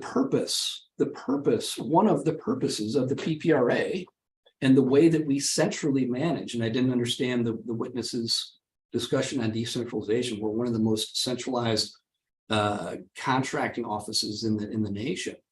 The purpose of having a contracting officer that works for a professional chief procurement officer is so that we do not have undue influence, that they report through a chain of command that understands this business and understands our requirements for ethics, and we have a code of ethics and are very strong on that. I appreciated your question to the witness and would love to understand any actual examples that she's espousing. Yeah, I think that might be good. And she seemed to want some more open lines of communication with you and your team as well. So I'd be happy to help. Maybe I can help facilitate some of that. I appreciate that. There's two other things that I think is important for the dialogue here. And one is that we also work with the mayor and the council to create an ombudsman. And we have an ombudsman that anyone from industry is able to contact, and any of our contracting officers can contact as well. And we also have the Office of Procurement Integrity and Compliance, OPIC, which are my internal auditors that are also able to, if I feel that there is a situation that we need to look into, I can send that group to look at the requirement, to look at the contracts. And so there are numerous avenues for an employee to report through, and there are numerous tools that I have to ensure we have appropriate actions happening with our contracting and procurement in the district. What do you think, what can you say about protections that are in place for employees against retaliation in these situations? I think everything that I've just mentioned before, Chairperson, is the key. There is a ombudsman, there's a general counsel, there's an ethics officer, there's a BEGA, and those are in place. Beyond that, just from a practical perspective, this is one of the reasons also that we engage in extraordinary organization surveying. And we did our first one in 2018 and did a follow-on in 2021, really asking, how is the environment? What is the situation? What can we do to improve? And we have worked in a couple of areas here, but communications with our staff is certainly something that's very important, whether it's me speaking directly to them at an awards and recognition ceremony, or how we're sending out information. We're looking to migrate actually from more of like a monthly newsletter to a blog site that's a bit more interactive and more contemporaneous to really make sure that we're engaging with our staff. In this business, people matter. You have to have people that do this business. And so our employees are very important to me. Our retention and training and care and feeding for them is very important as well. So you raised in some of your answers here the Procurement Practices Reform Act. Is there anything in the enabling statute for OCP and the sections of the code governing your work that you think is worth visiting at this point? There are, and I'm working with the mayor as a result of the bipartisan infrastructure legislation on legislative changes that we think would be important. I'm engaging with the mayor and the team on that, and we'll be certain to engage with you in the future on this as well. Oh, interesting. What specifically in the bipartisan infrastructure legislation are you talking about? Yeah, I don't want to get ahead of deliberations here, but there will be a number of thoughts on improving legislation to both engage with industry and to make processes more efficient. Okay.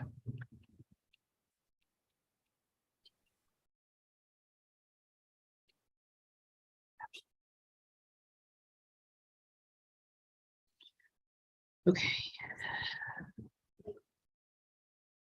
All right, let's talk about the agency's staffing and operations. In your testimony, you noted that OCP had reduced their vacancy rate to 9%, and most of that was done through internal promotions. How many employees were promoted in FY22 to date?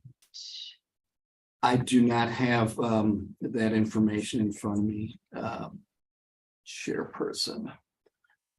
11, I'm sorry, it's 11 people we have promoted in the agency this past year. Okay.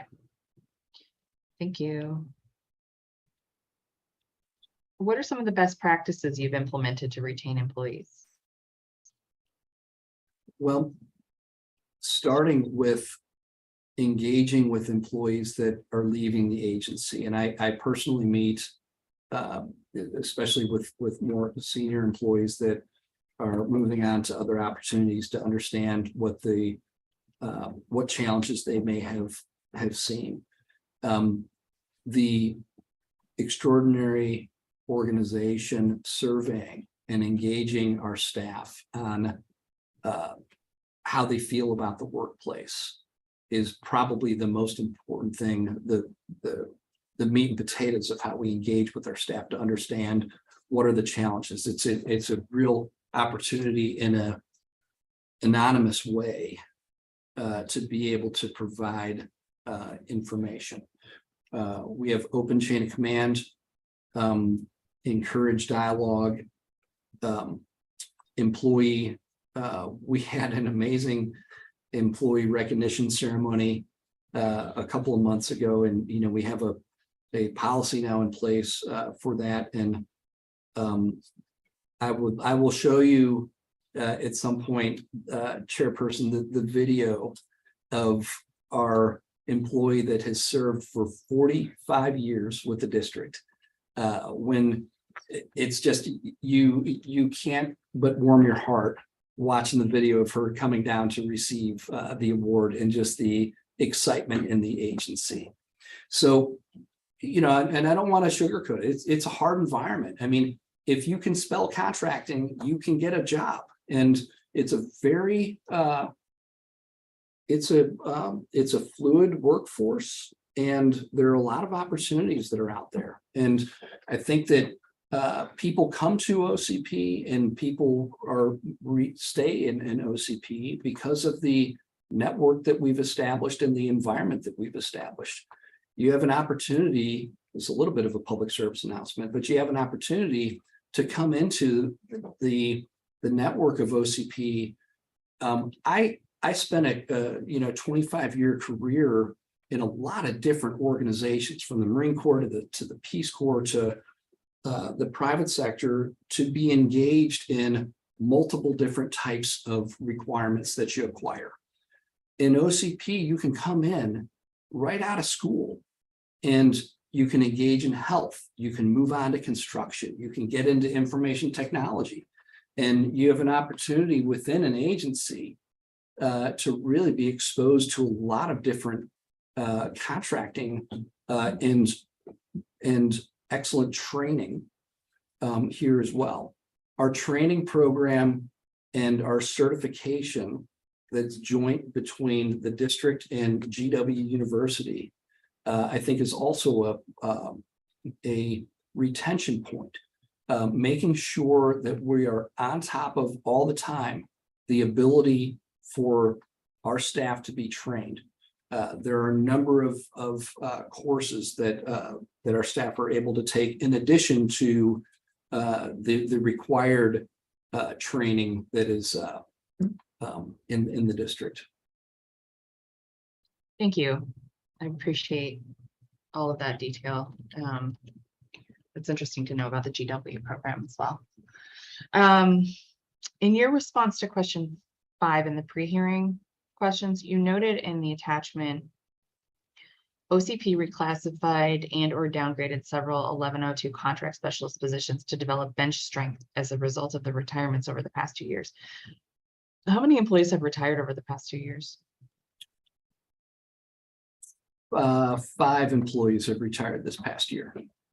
And how many 1102 contract specialist positions has OCP reclassified or downgraded since making such a decision? 4 we have reclassified. Do you anticipate reclassifying or downgrading more this year? Every time an employee leaves the network, we, as a matter of course, look at our acquisition plan, we look at our workload, we look at the staff strength that we have, and we make a decision on what is the talent that we need to bring in. So I don't even see it as like a leading indicator of, an adjustment. I mean, that's just the course of business. And if an employee retires, we need to look at the workload and make a determination of what we need in the agency. We are deliberately engaging and interested in students in our local schools coming to work for OCP. As an 1102 contracting specialist, you're required to have a degree with 24 business credits. Whether we're talking UDC or Howard or GW, more on the lawyer side, there is opportunity there.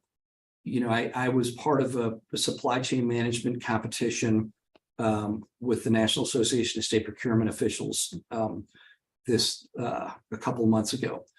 And I said to all 60 of the students, these are like the best brains in supply chain management from 9 different schools around the country, and told them that we're hiring and that we want to engage in how public service and public contracting is really an amazing field, and using the supply chain management degree that they've acquired to come in to work in the district. We have a couple of those that we're engaging with to have them move to the district and do an internship with us. So I'm looking deliberately to have a cohort of students come into our infrastructure. I think it's really important that we have to recruit in a number of different ways. We use LinkedIn, we go out, we poach.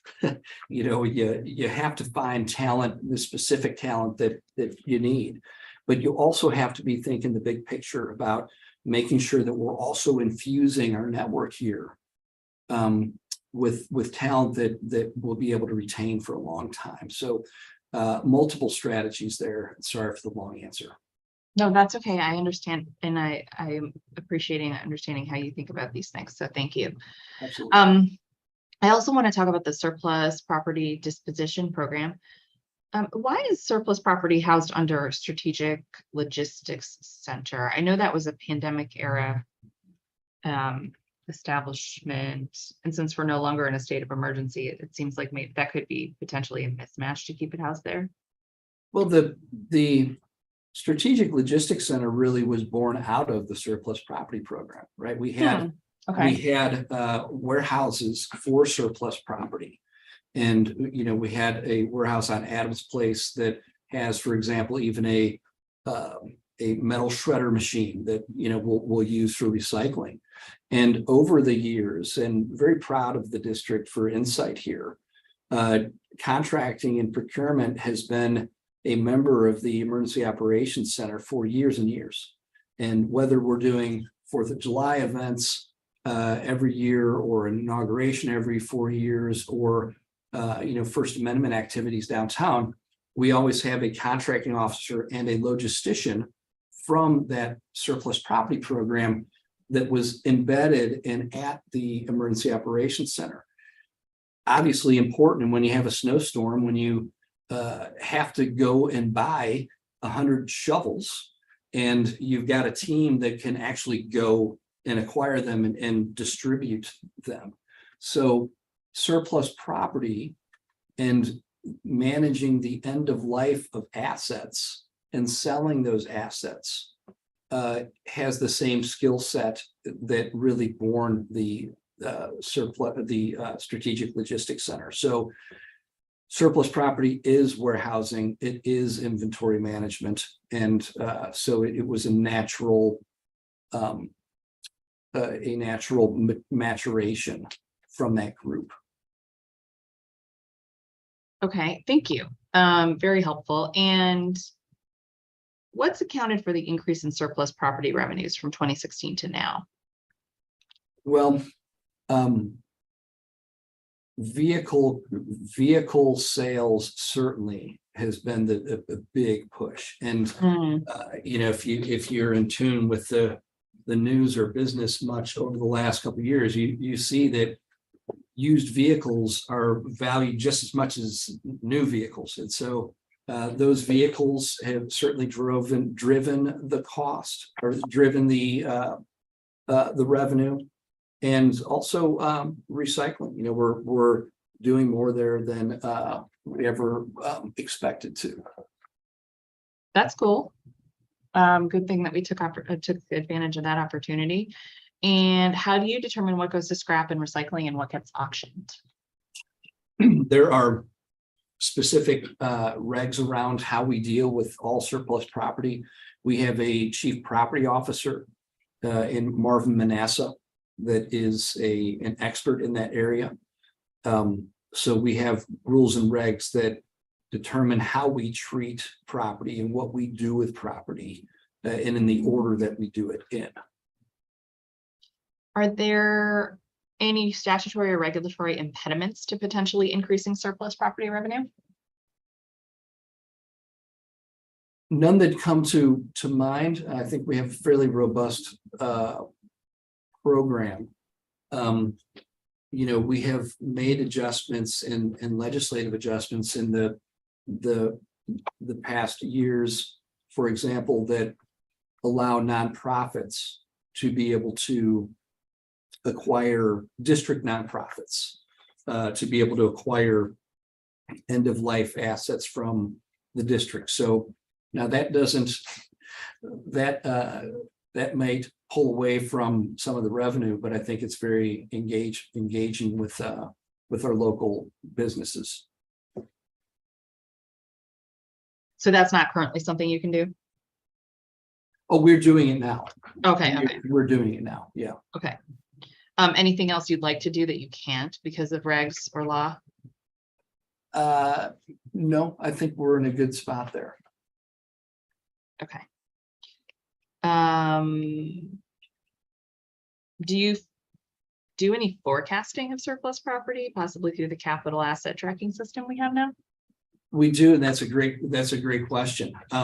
We now, when we acquire items, we're able to work with the CFO on those items that need to be depreciated and understand when they're at their end of their useful life. So we have in every agency, we have a property manager, basically, that the chief property officer will engage with in thinking about when things are coming to the end of useful life. So, for example, with the libraries, when we redid the Martin Luther King Library, one of the challenges we have with surplus is when you move the needs or those assets from where they're sitting to a warehouse and then move them again from a warehouse to an agency, you have breakage.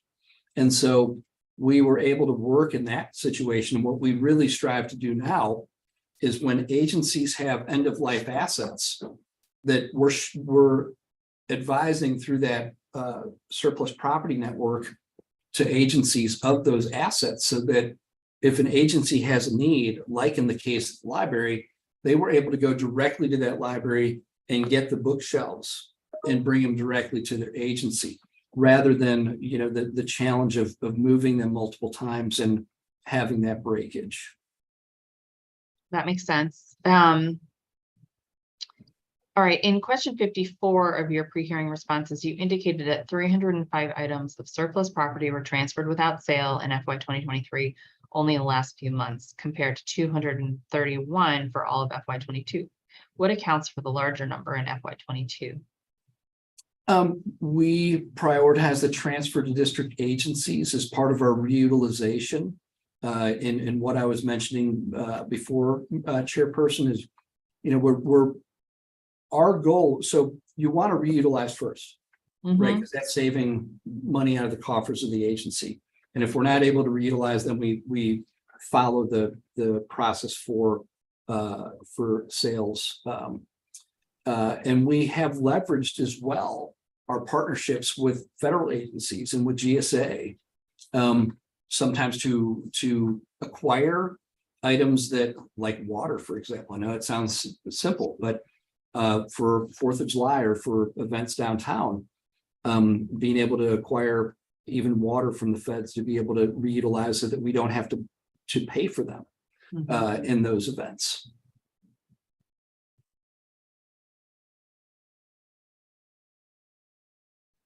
Okay. You talked in your testimony about the move from pass to diffs.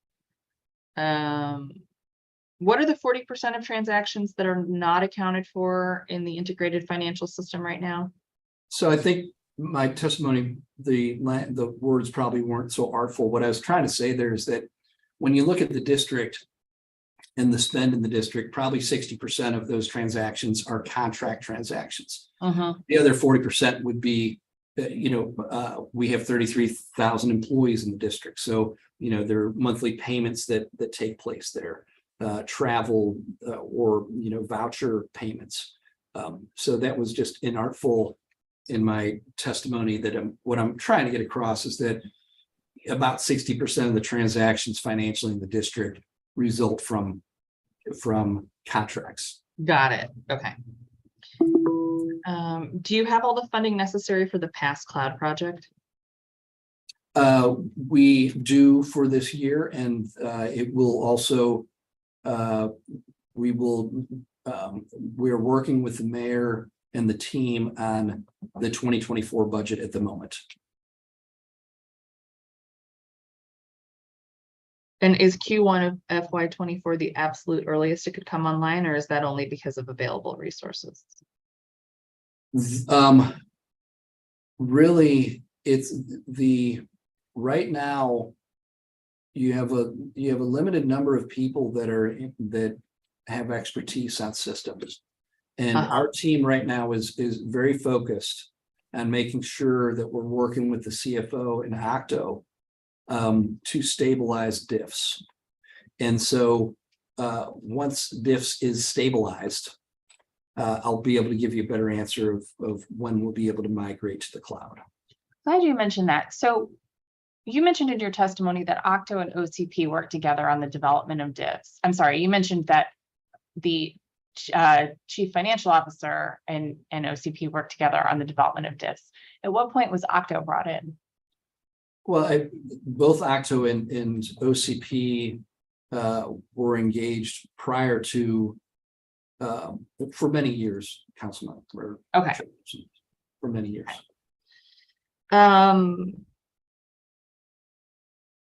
Are agencies with independent procurement authority required to have their information in OCP's transparency portal, or do they maintain their own systems? They are required either to post it within the system or for us to have a link on our site for their transparency efforts. Oh, interesting. Okay. So they have the ability to upload the contracts in the system, or they have the ability to provide a link. Okay.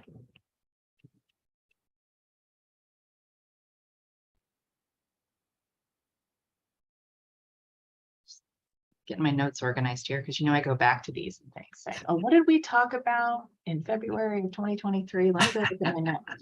Okay. I'm going to bring up one of your favorite topics and mine as well, retroactive contract. Okay. Okay. So what are you doing to eliminate the need for council to approve retroactive contracts? Well, it starts with acquisition planning and being on top of your procurements for the year. The mayor has established a procurement accountability review board that we bring a number of things to that board, but one of them being all retroactive contracts in the district, with the aim of understanding the background, understanding the root cause that caused the retroactive contract, and what do we need to do to fix things going forward with that. So that is a mechanism that we use. When was the Procurement Accountability Review Board established and who's on it? The Procurement Accountability Review Board was established in 2015. The members of the PARB, the Procurement Accountability Review Board, are the mayor, the city administrator, and the chief procurement officer. Oh, okay. We are the board, and if there is a retroactive contract, we will bring the agency director and usually their lead contracting person to that board, and we will get into what specifically happened in the procurement, understand root causes, and corrective actions that need to be taken. And is that for all contracts in the district or only contracts that come before OCP? It is for all contracts in the district under the mayor's authority. So we've been having this issue with DCPS. So DCPS would have been an entity that would have come before this board. That's correct. We did actually have a PARB with DCPS recently. Because those are pretty far back, the ones that council's being asked to consider. So that to me seems like, and is there anything you can share about what you're learning about that? We're supporting DCPS and helping them work through the retroactive contracts and anything else that is needed. Okay. Okay, so that's a good follow-up for me. So this is after the fact. So this is more about technical assistance, that type of thing. Correct.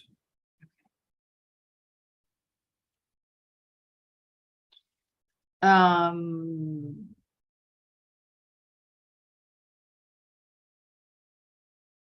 has the board ever considered bringing in a third party to do some oversight or TA? That may be a consideration of the board. Okay.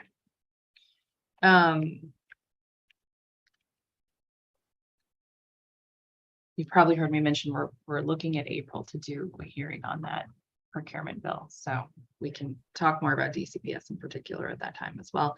Can you also talk more about tipping contracts and why they become necessary?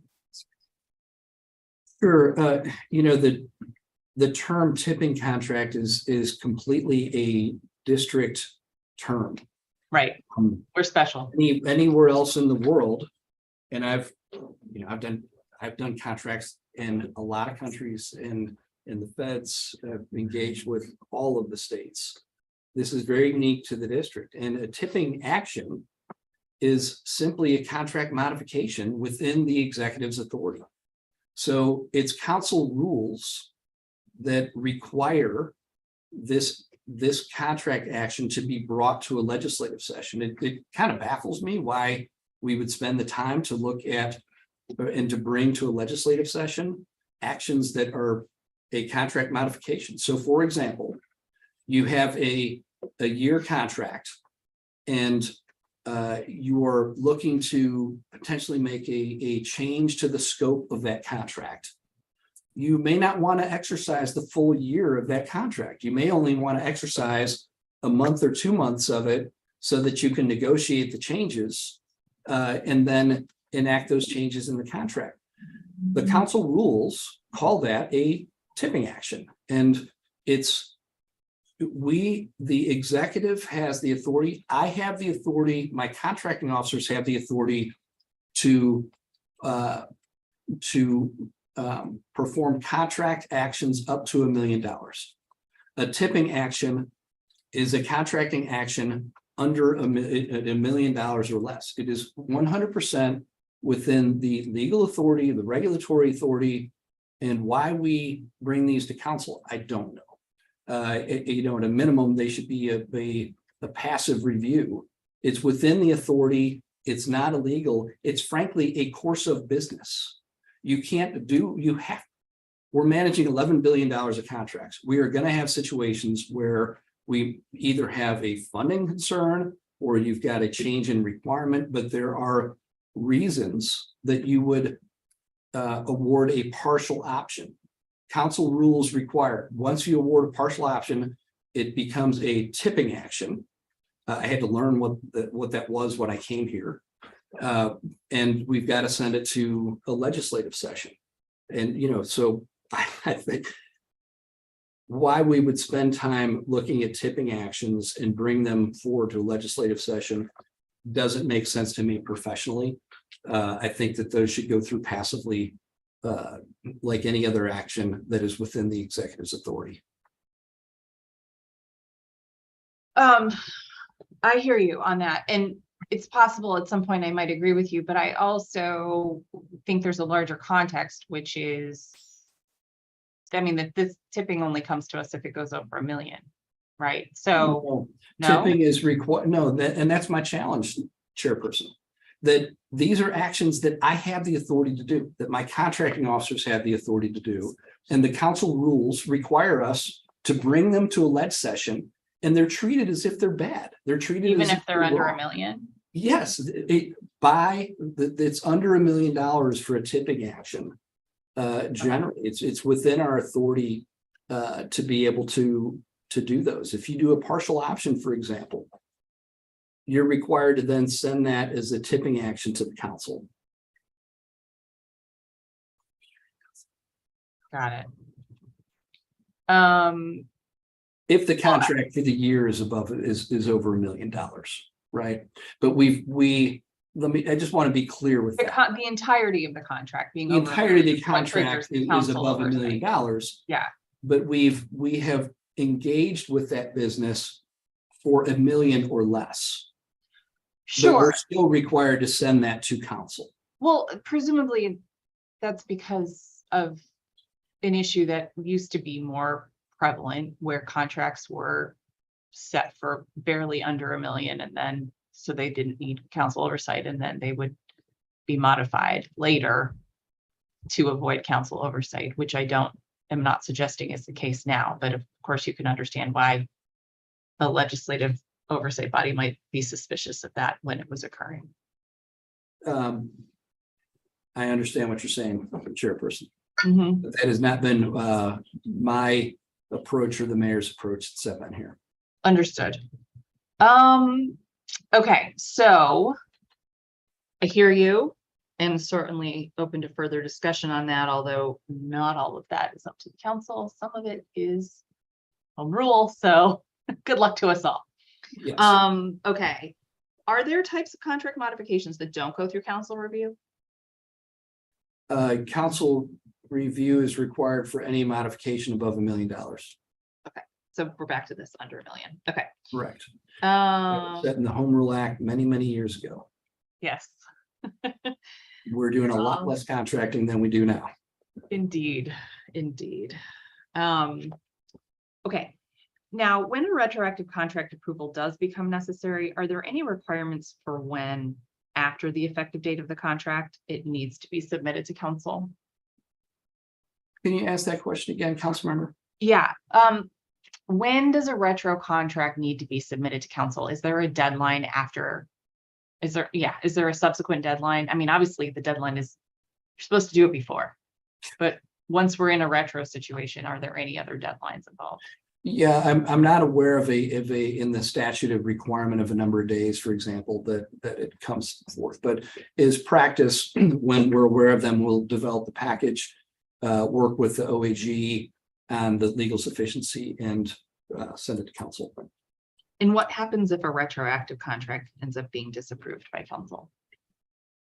Well, then the contract action, the contract would be terminated if it was still in place, and we would then have to take other actions if the requirement was still needing to move forward. What if money's already been spent? Then we would either we would terminate the contract for likely for convenience, and we would pay for services that were performed. There'd be an opportunity for a claim if there was other questions there, but ultimately we would terminate the contract and have to work with the agency to put new contracts in place. Just curious. I don't have any plans. I'm just curious. Okay, so I totally appreciate you. yeah, I'd like to discuss the Nonprofit Fair Compensation Act of 2020 that was passed in FY21. Sure.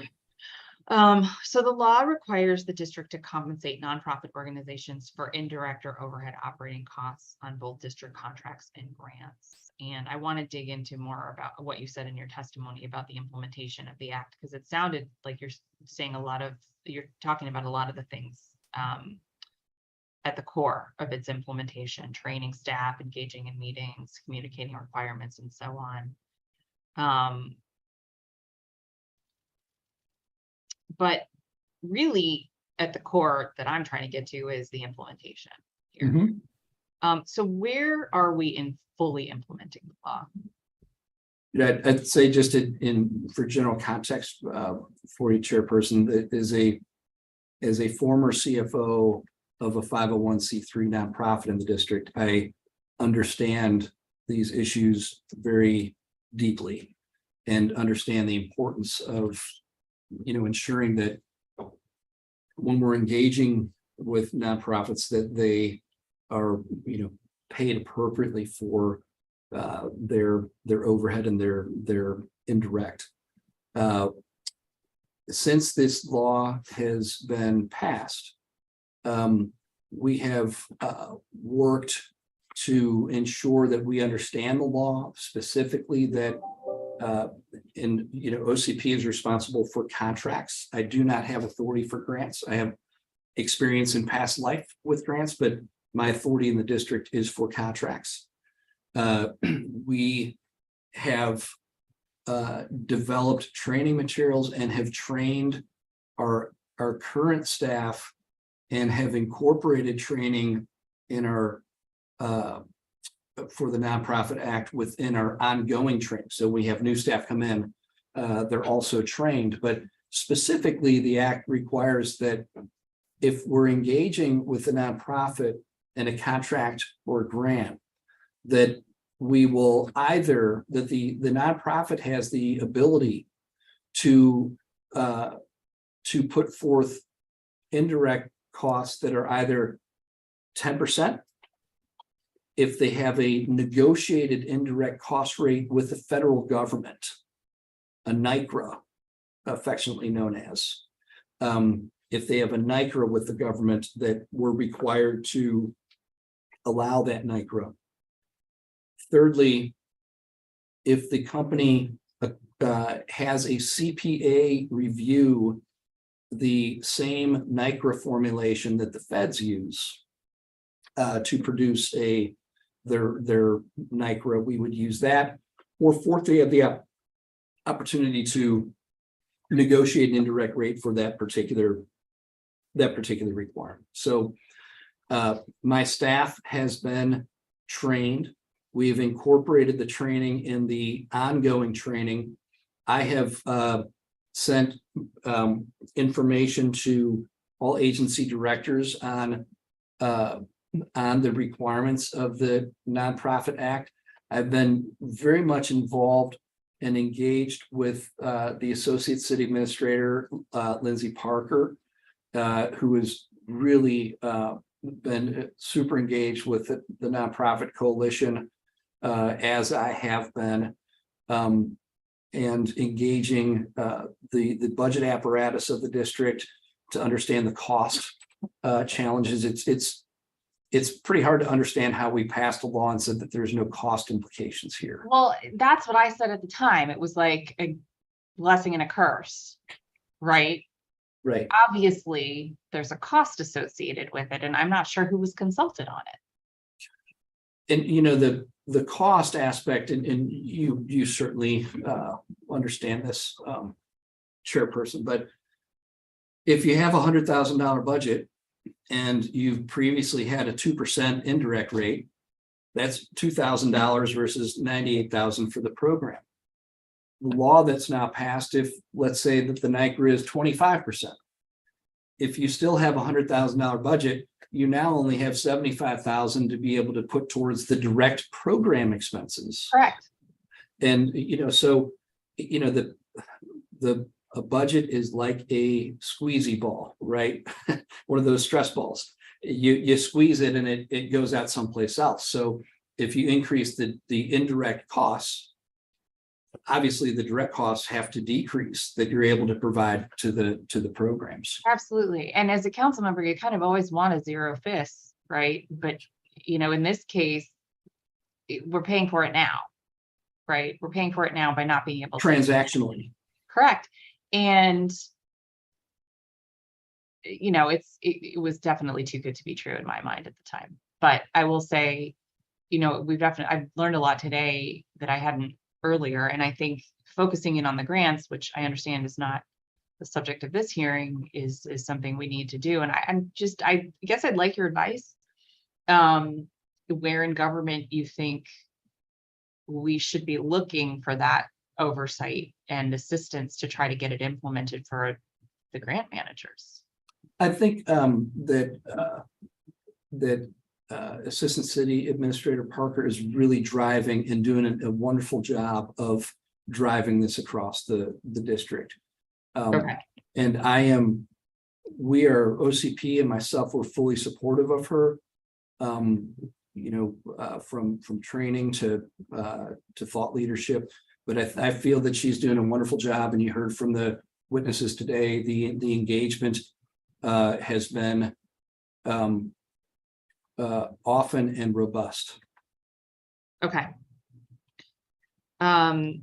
We'll keep at it. And I just, you know, it's just wild to me because I cannot tell you the number of times we get a fiscal impact statement that has a dollar amount attached to it that seems ridiculous. Like somebody was scrounging around trying to come up with a way to assign a cost to a bill. And in this case, like, I don't know, someone was asleep.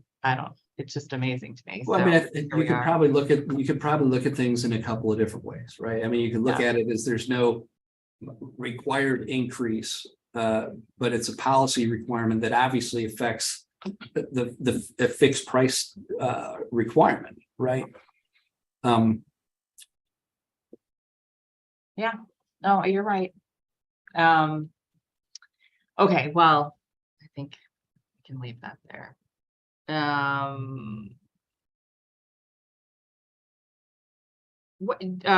So what recourse do nonprofits have? I'm not going to leave it there. What recourse do nonprofits have if they don't receive the appropriate indirect costs for reimbursement? I have, well, it's a matter of law, right? So the law would be effective. From a practical perspective, I have let my contracting officers know through the network that if there are any issues in implementing this from a budgetary or a misunderstanding perspective, that they bring it to me and I'll work with that agency director. And I have not had to take it to an agency director.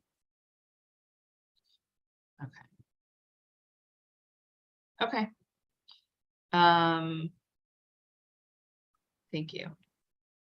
Absolutely. I have a few questions about performance accountability and KPIs. key performance indicators. Based on your provided performance accountability report, OCP seems to have consistently fallen short on what seems to be essential KPIs. Some of them seem somewhat worrying to me. So let me just give you an example. Percent of client agencies that are satisfied with OCP services. The target in FY22 was 75% satisfaction, but survey results indicated only 51%. The same goes for a percent of industry partners that are satisfied with OCP services. And then the explanation seems to exclusively blame the survey distribution methods for this. Say OCP is considering a new survey distribution schedule to better increase survey distribution and return rate. The current schedule reduces the amount of time client agencies have to respond before the end of the fiscal year.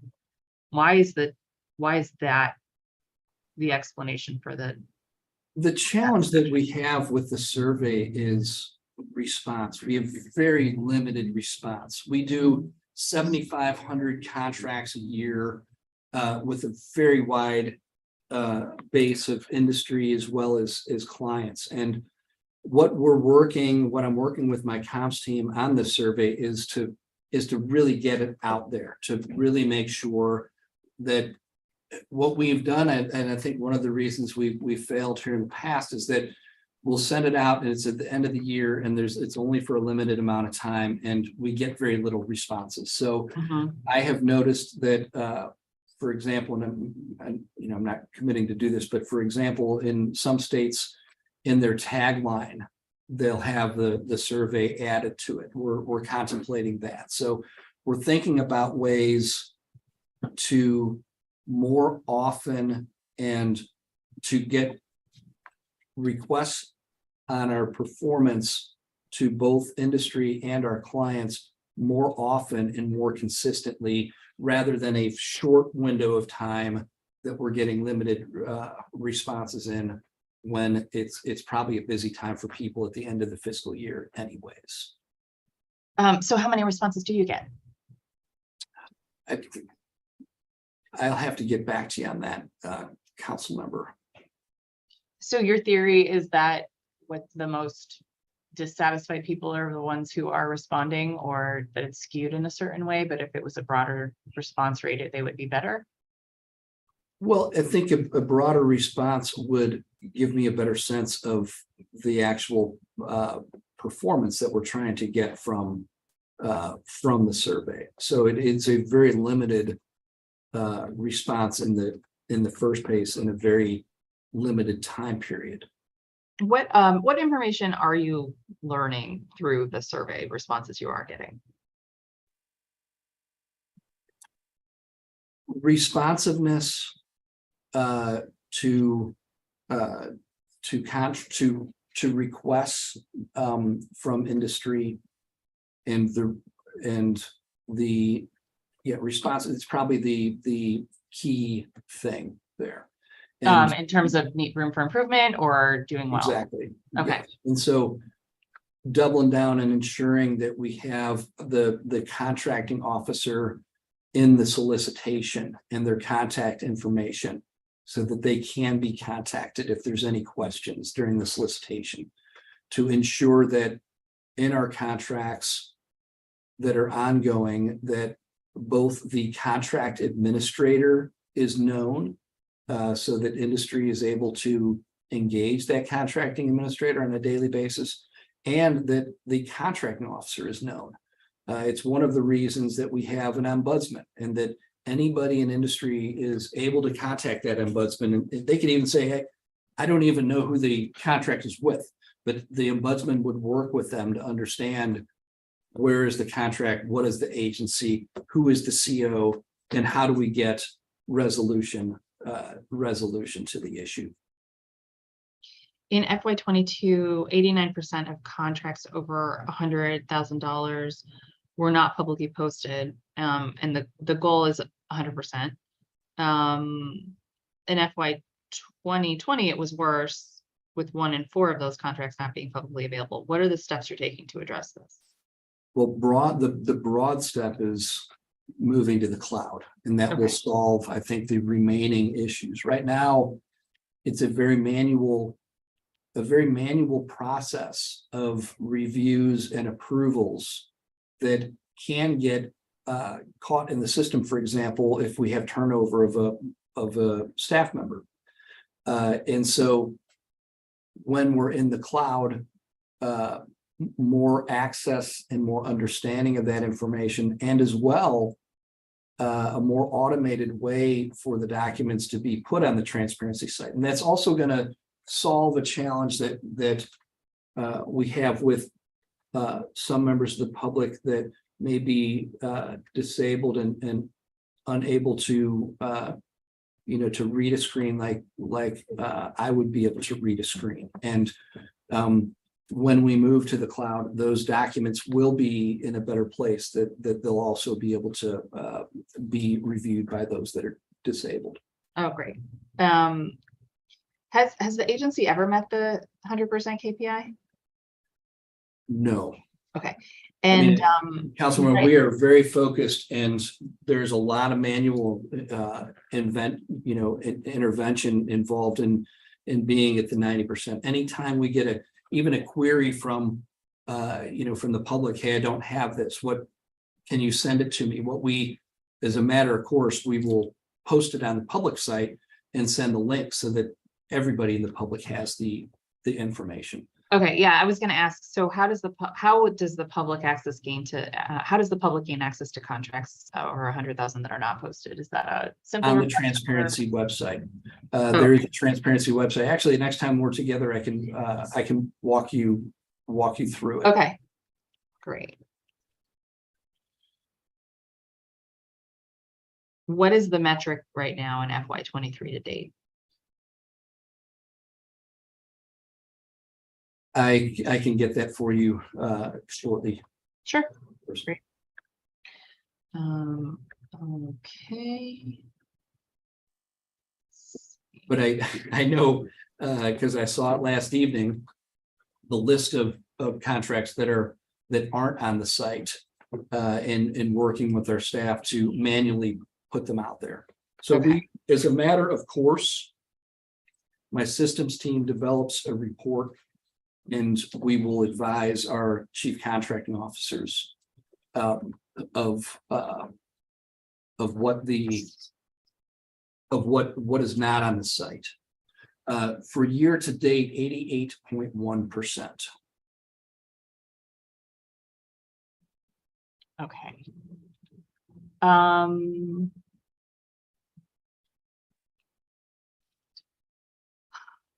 Shifting gears, what engagement has OCP done with the Mayor's Office of Racial Equity in the last year? So OCP has a DEI officer who regularly engages with Amber Hewitt in the mayor's office. We have a plan. We have worked with the mayor's office specifically on upcoming opportunities with mayoral community offices to have OCP represented at those engagements, to be able to both provide opportunities for employment as well as for contracts in the district. And sorry, my notes are jumping around on me here. Speaking of tech and the cloud, do you have an actual approved racial equity plan? We have a draft plan that we're working with the Office of Racial Equity for approval. Okay, great.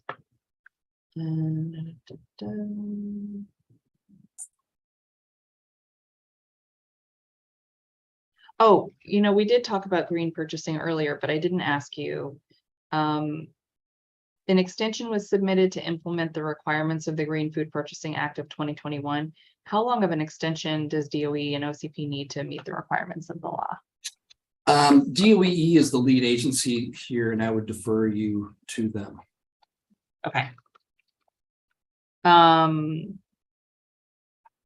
We'll do that. And do the requirements of the law apply to agencies that have independent procurement authority?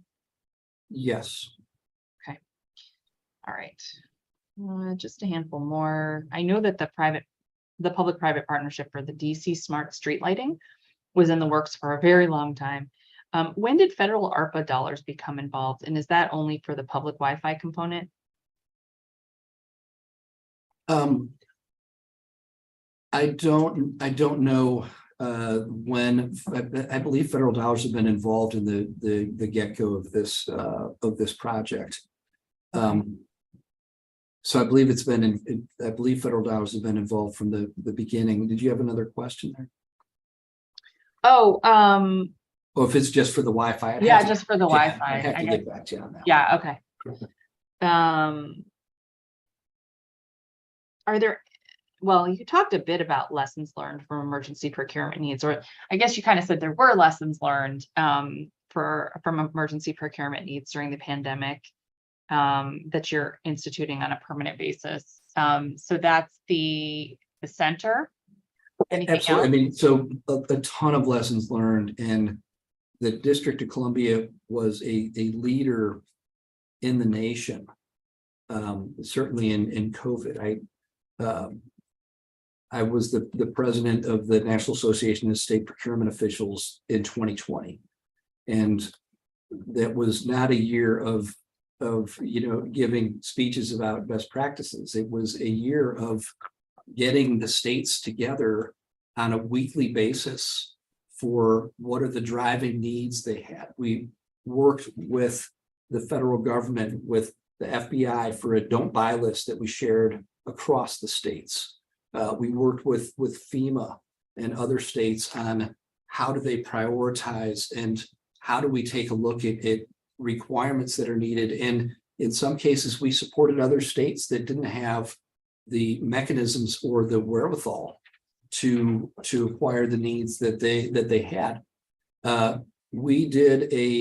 We were involved in a review with 5 supply chain management universities and all 50 states.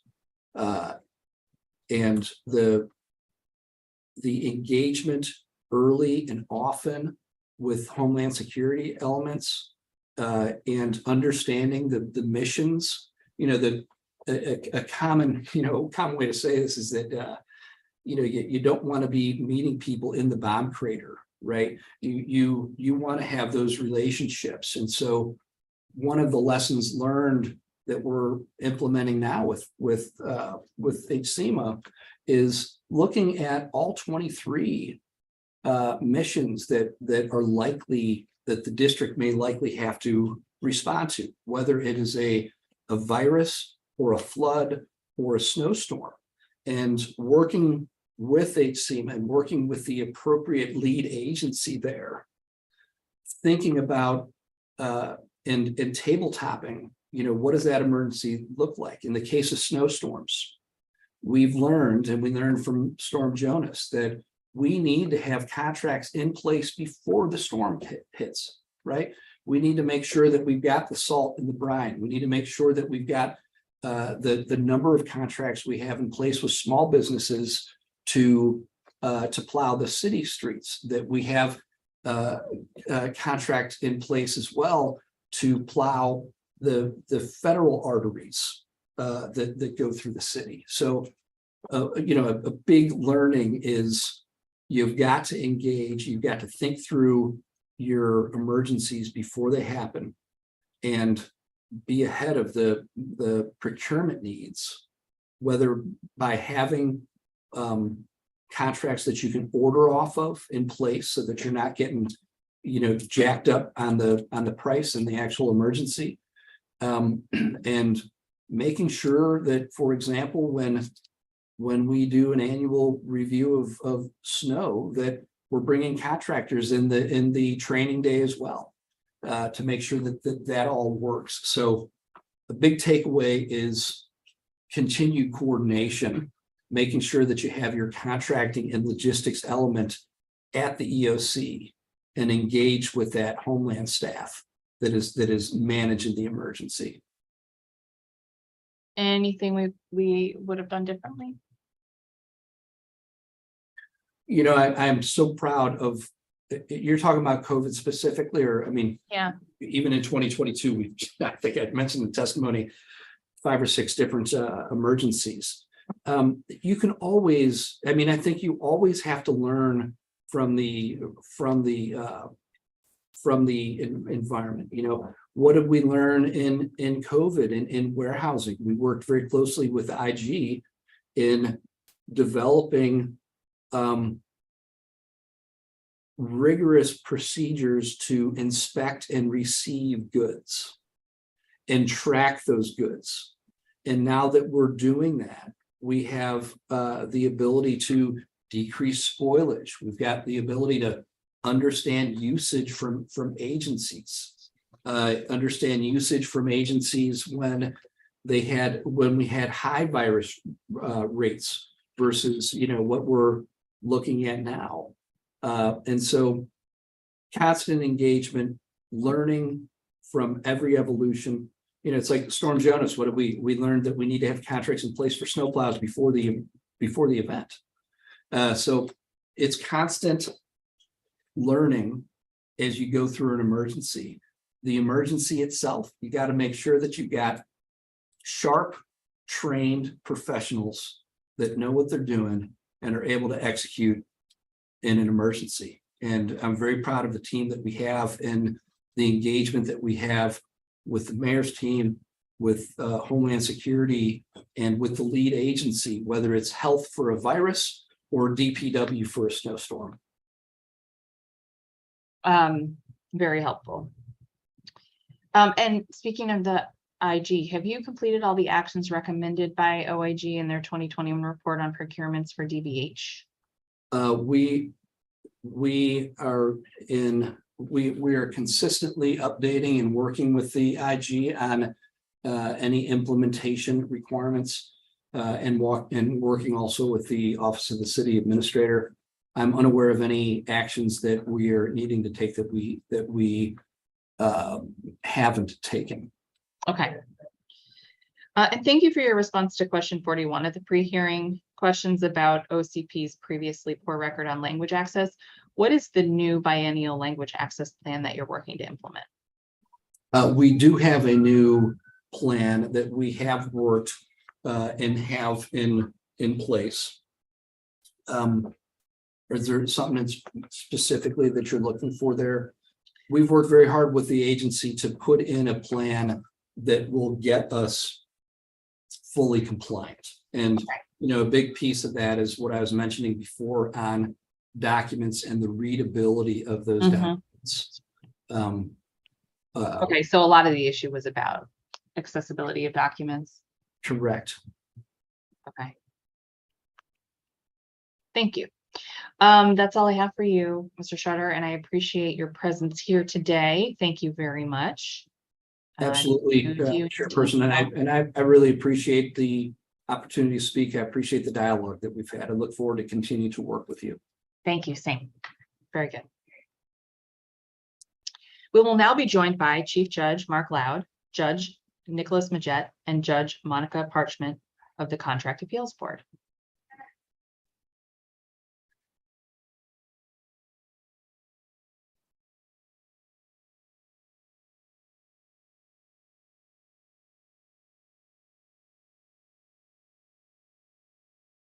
So give us a moment and we'll have everybody who's going to testify turn on their cameras and raise their hands.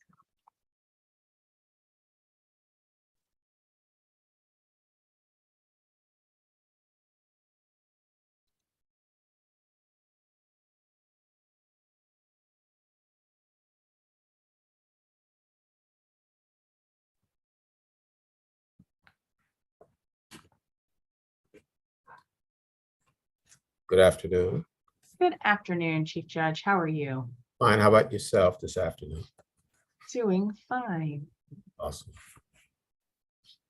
I think I see Judge Parchment, and we are waiting for Judge Majette, who is, all three of us are currently in the office, but we're in different locations. So I'm sure that he's working his way toward getting the link up. Yes, he's on the panel. So when he's ready, he can turn on the camera. Yeah. We'll do the swearing and then we'll do your questions. Cool. Enjoy spending some time getting to know each other. Looking forward to that. There he is. Wonderful. Judge Majid, if you could unmute yourself too, just so I can hear your response, and I will say to all three of you, do you swear or affirm under, oh, raise your right hands, please. Do you swear or affirm under penalty of perjury that the testimony you are about to give to the Committee on Public Works and Operations is the truth, the whole truth, and nothing but the truth? I do. I do. Judge Parchment? Okay. Okay, very good. Thank you. Chief Judge, you may begin your testimony. Thank you. Good afternoon, Chairperson Nadeau, committee members, and staff. My name is Mark DeLoud Sr., and I'm the Chief Administrative Judge of the DC Contract Appeals Board. My board colleagues, the Honorable Monica C. Parchment, Administrative Judge, and the Honorable Nicholas Majette, Administrative Judge, are in virtual attendance with me this afternoon. We also salute the entire CAB team for the work that they've done this reporting period. CAB is a statutorily created independent executive branch agency, Madam Chair, first established in 1953. The board's mission is to provide an impartial, expeditious, inexpensive, and knowledgeable forum for resolving protests and contract disputes, Quick Payment Act claims, and contractor appeals from final debarment and suspension decisions of the Chief Procurement Officer. By statute, CAB has exclusive jurisdiction over procurement litigation for over 60 district agencies, the vast majority of whom procure through the Office of Contracts and Procurement, the balance of which procure outside of OCP, but in accordance with the Procurement Practices Reform Act. This marks the first year that we are appearing before you and the Committee on Public Works and Operations. We're delighted to be working with you in the committee this year. In furtherance of this, the committee sent the board a comprehensive set of hearing questions on February 13th, 2023. As to which the board has since transmitted our written responses with attachments. In reviewing the committee's questions and responses, it occurs to the board that the committee's questions and the board's responses tell the story of CAB's performance in FY22 and FY23 to date in three very critical areas of board operations, and ones that we push ourselves every year to perform at the highest possible levels. The first is transparency. The second is efficiency, preventing backlogs. And the third is expertise, deciding cases. And I'll repeat that. The first is transparency. The second is efficiency, preventing backlogs. And the third is expertise, deciding cases. With the committee's permission, I'll speak briefly on each of these areas as relates to the board's FY22, FY23 to date performance. Let's begin with transparency. As regards transparency, the board's goal is to be the most transparent adjudicatory body in the region. By transparency, we mean giving the public convenient real-time access to all board issuances, party pleadings, legal filings, contract records, and other documents submitted in our cases. Last year, approximately 27,000 pages of case records were filed with the board. These records are currently searchable and available to the public on our agency website. At present, however, the board's website only contains case records for the years 1986 to 2023, a 37-year period. In FY22 and 23 to date, however, the board made outstanding progress toward making our entire universe of case records available to the public. Thus, in FY22, 23 to date, the board finished a multi-year project to digitize case records from the board's founding in 1953 through 1985, with a view toward fully uploading such records to the board's website by April 2023. As a result, over 1.2 million pages of newly available and searchable case records will be uploaded that will expand the board's website into a massive searchable database containing all available board case records from 1953 to the present. That's 70 years worth of case records. In 2011, the Washington Business Journal commended the board for having one of the most transparent databases of any government agency. We believe that the board's FY22, FY23 to date progress, digitizing and uploading case records from 1953 to 1985 will arguably land the board among the top tier of regional adjudicatory bodies in terms of transparency, or perhaps make us even number one. And specifically as to FY22, FY23, the board uploaded 339,000 pages of legacy paper records and 6 set of architectural drawings. Moving on to efficiency preventing backlogs. And before I do that, let me add a few other things that we consider as part of our transparency mandate. And those would be our online trial calendar, which is available on our website and currently lists all board trials through October 2024. And of course, the board welcomes the public to attend all of our hearings and pre-hearings, except for portions as to which sealed exhibits or protective matters might be under review. So that would bring to a close the portion of my testimony on transparency. Let me move into the efficiency of preventing backlogs. As regards such, the board's goal is to not have a single aged case on our docket, nor to ever have a group of undecided cases on the docket that constitute a backlog. To achieve the above goal, the board aims to close each protest case within 60 business days of the initial filing date, and each appeals case, that is a dispute over a contract claim, which generally entitles the claimant to a trial. That's a big distinction between the two types of cases. As to the latter case, which we call appeals, the board's goal is to close those cases within 3 years of the initial filing date. It is important to not have aged or backlog cases because both undermine public confidence in the district's dispute resolution process, and both increase the risk that witnesses and documentary evidence may be unavailable later at trial if the case goes to trial. In that regard, Madam Chair, the board is pleased to report that the start of FY23 marked the 8th consecutive year that CAB has not had a case backlog nor an aged case on our docket. In particular, the table that I've included with my testimony provides pertinent case closure data. And what I'd like to do is go through it for FY23 and leave to the questions and answers FY22 and leave to the question and answers FY23 in the interest of time. So for FY22, the board closed a total of 39 cases. 26 of those were protests, 13 of those were appeals. In terms of the average days to close a protest, it took the board 49 days to close a protest, which is less than the 49 business days, which is less than the 60 business day metric that we use. In terms of appeals, it took the board less than a year. It took 343 days, which again is much less than the 3-year metric that we give ourselves. With respect to the percentage of protests that are closed in 60 business days in FY22, the board closed 88% of our protests in 60 business days. If you do the actual math, that comes to 23 of 26 closed cases being closed within 60 business days. The other 3 cases that were not closed within 60 business days were closed within 4 days to 7 days after the 60 business day. With respect to the percentage of our cases that closed in FY22, appeals cases that were closed under 3 years, 100% of those were closed in under 3 years. As we indicated, the average days that it took to close our appeals cases in FY22 was 343 days. At the end of the fiscal year, we had 1 protest pending. We had 7 appeals pending. The data for FY23 is similar. In fact, it even improves in certain areas, as for example, 100% of protests were closed within 60 business days, whereas in FY22 was 88%.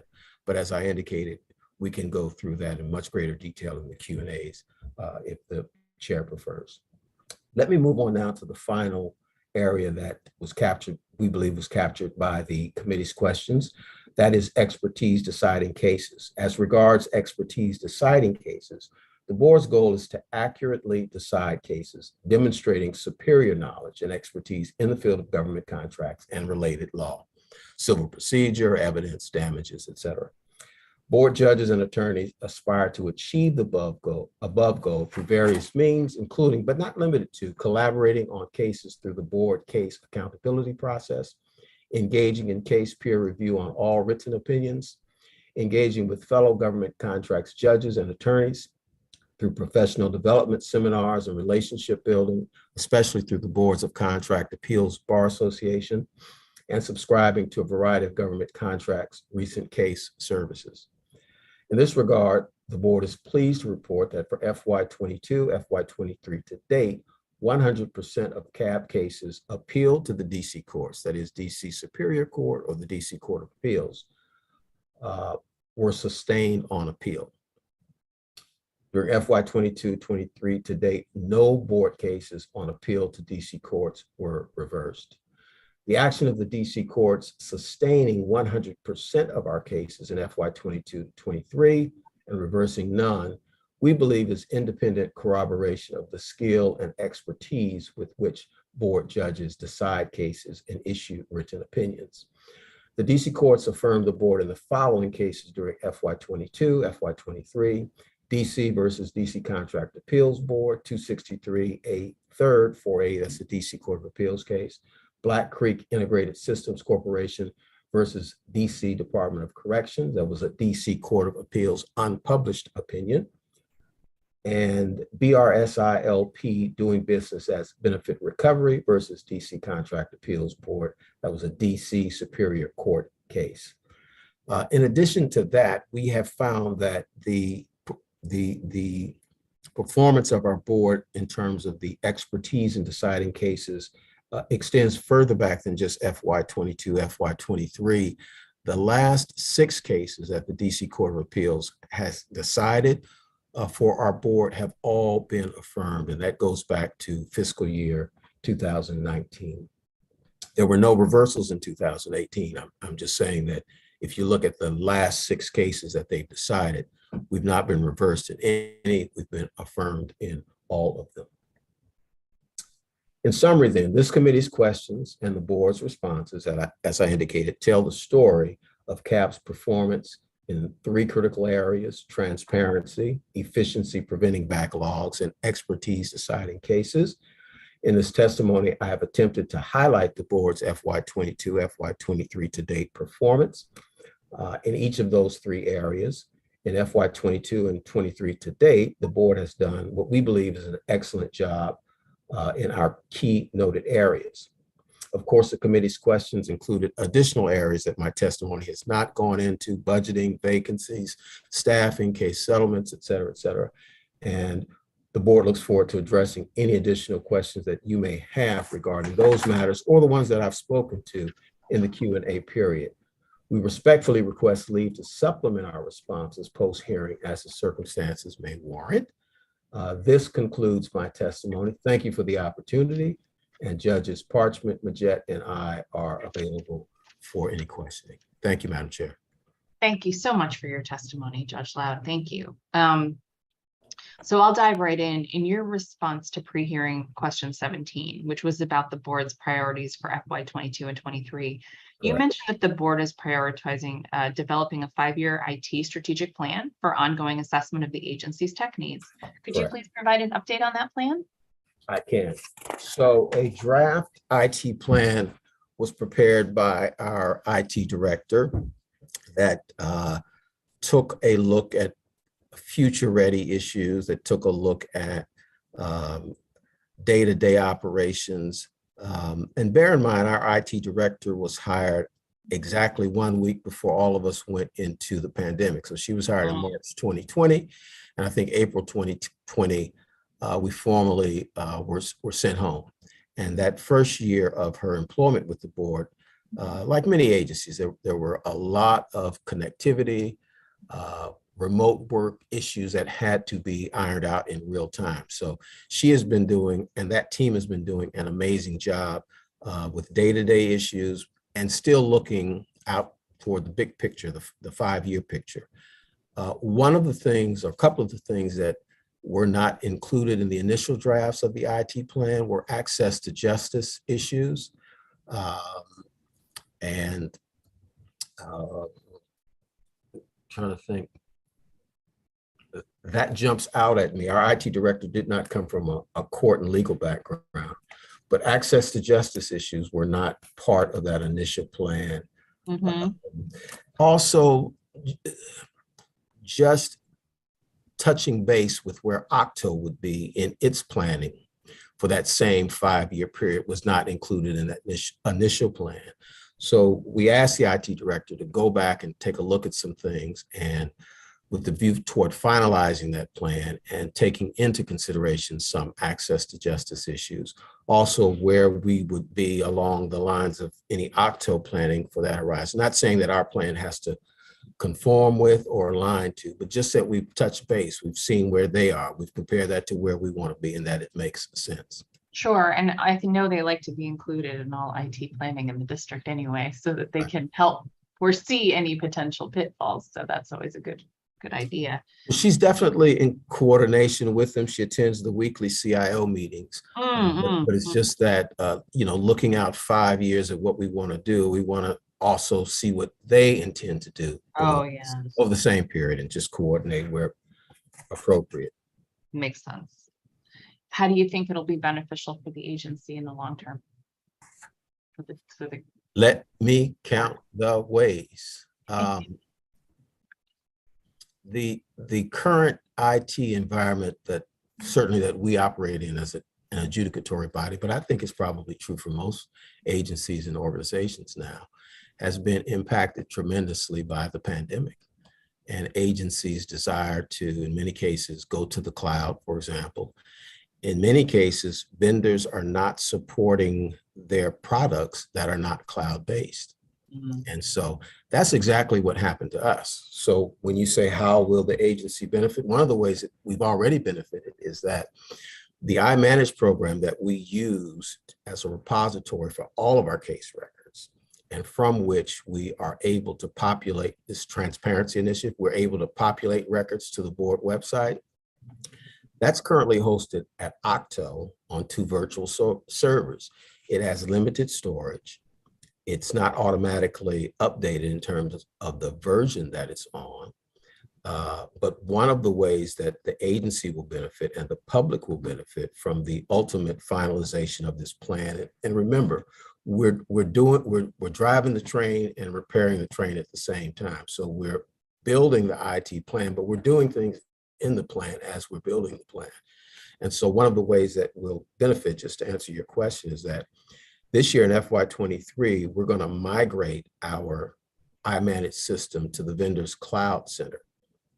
Coincidentally, the vendor is stopping support for that system for all clients that are not in its cloud center in December 23. So we would have encountered a huge problem in December 23 were we not ahead of the curve migrating our system to the vendor's cloud in 2023.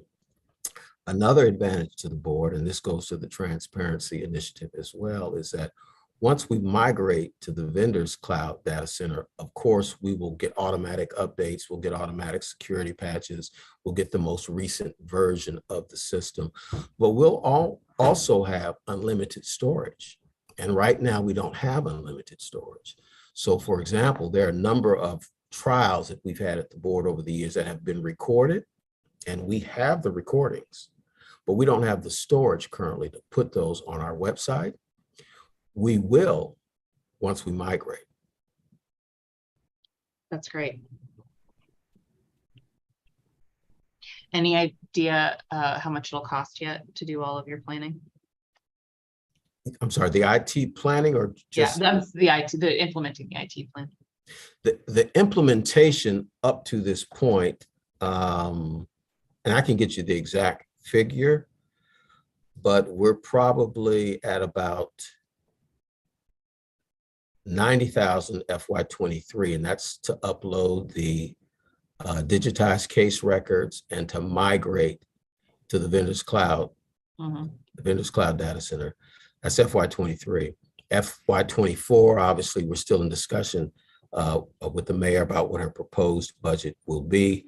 But just based on the preliminary research that we did, there's an annual maintenance fee once we get on that cloud, of about $30,000 a year. And then we'll have to cost out other things like uploading the recordings, we want to at some point update the search feature. And so we'll certainly go back and scratch our heads and get the best set of numbers on that to answer your question. Great.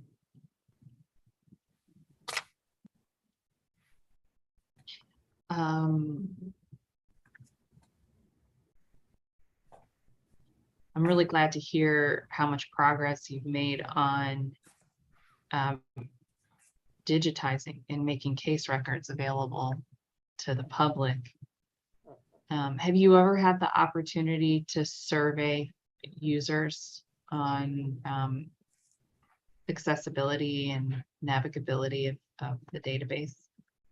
That's an ongoing process for us. We tried to start that preliminarily in the pandemic year, and we did not make much progress with that just because of the adjustments we had to make for the pandemic year.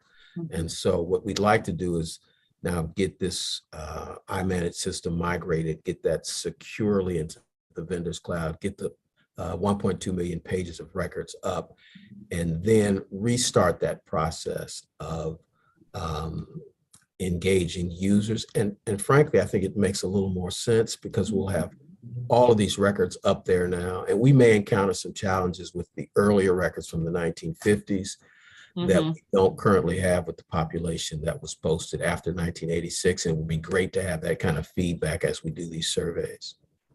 Sure, makes sense.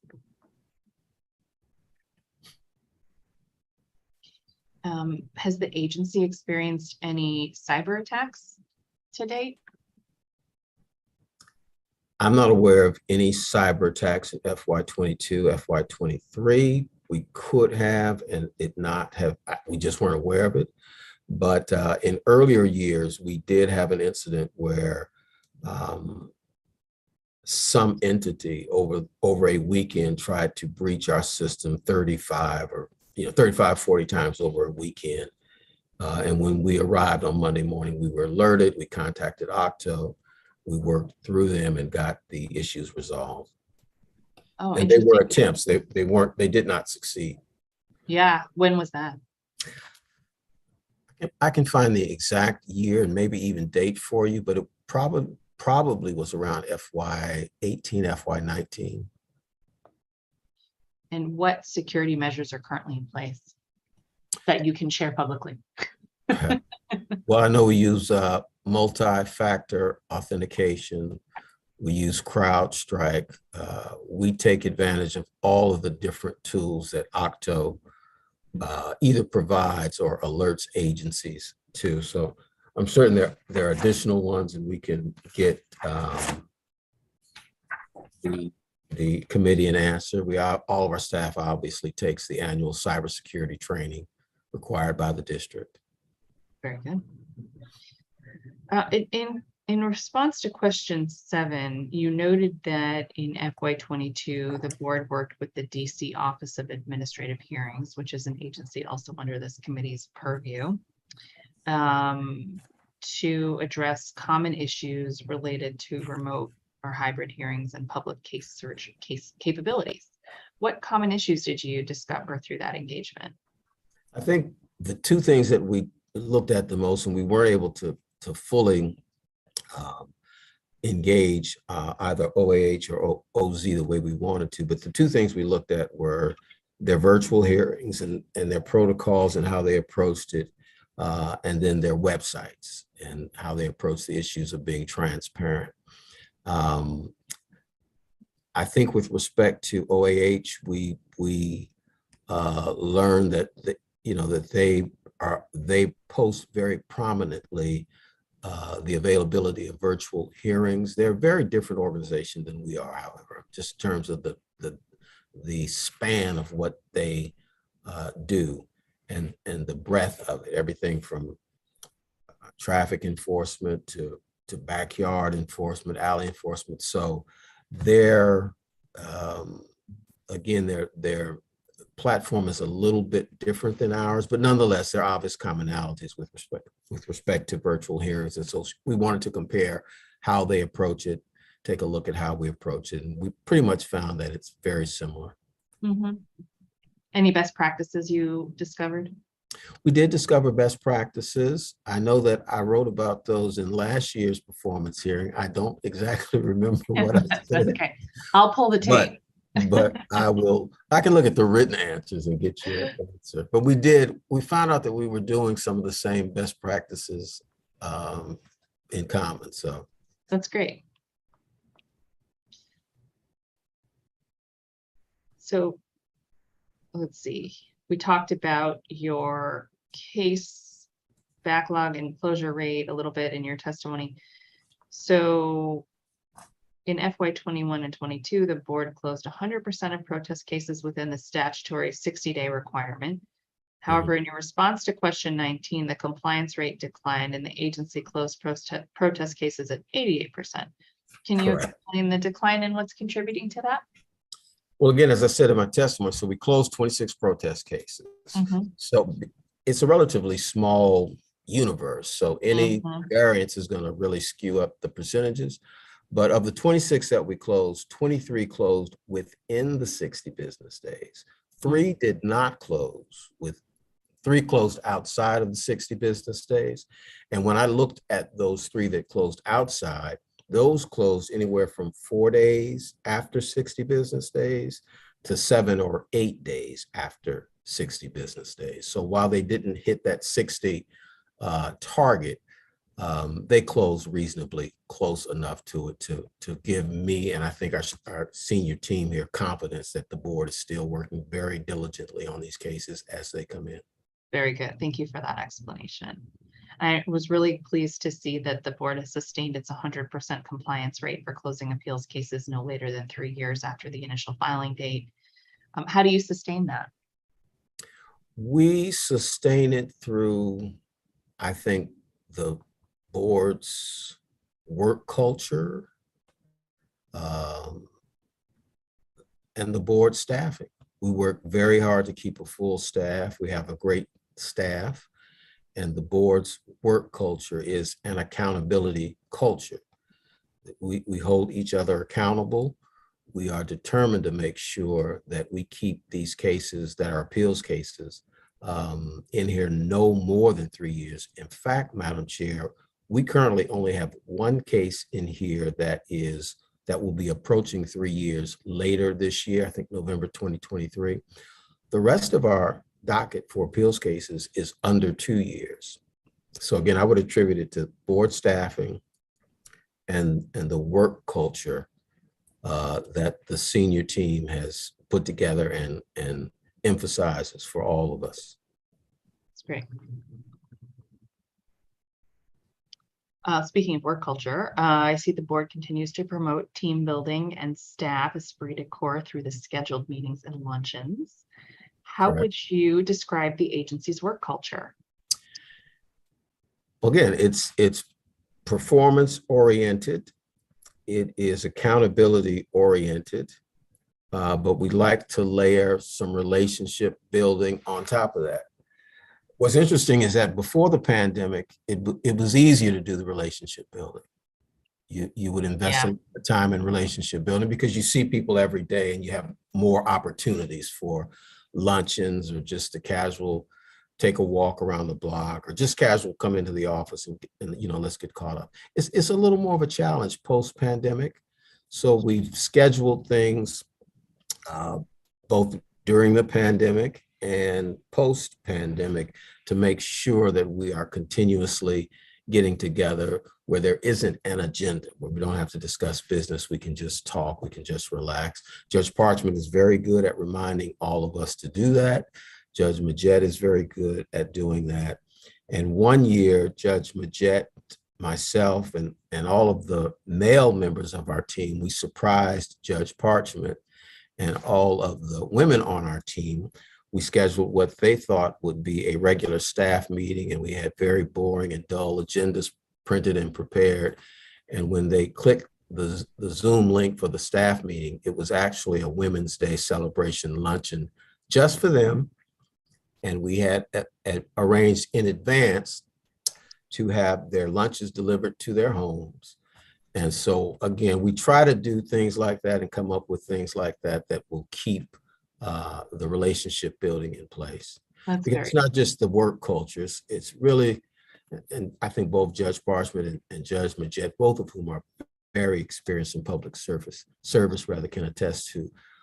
Work culture is one thing, but when you get it to work locker room, then you really have something powerful.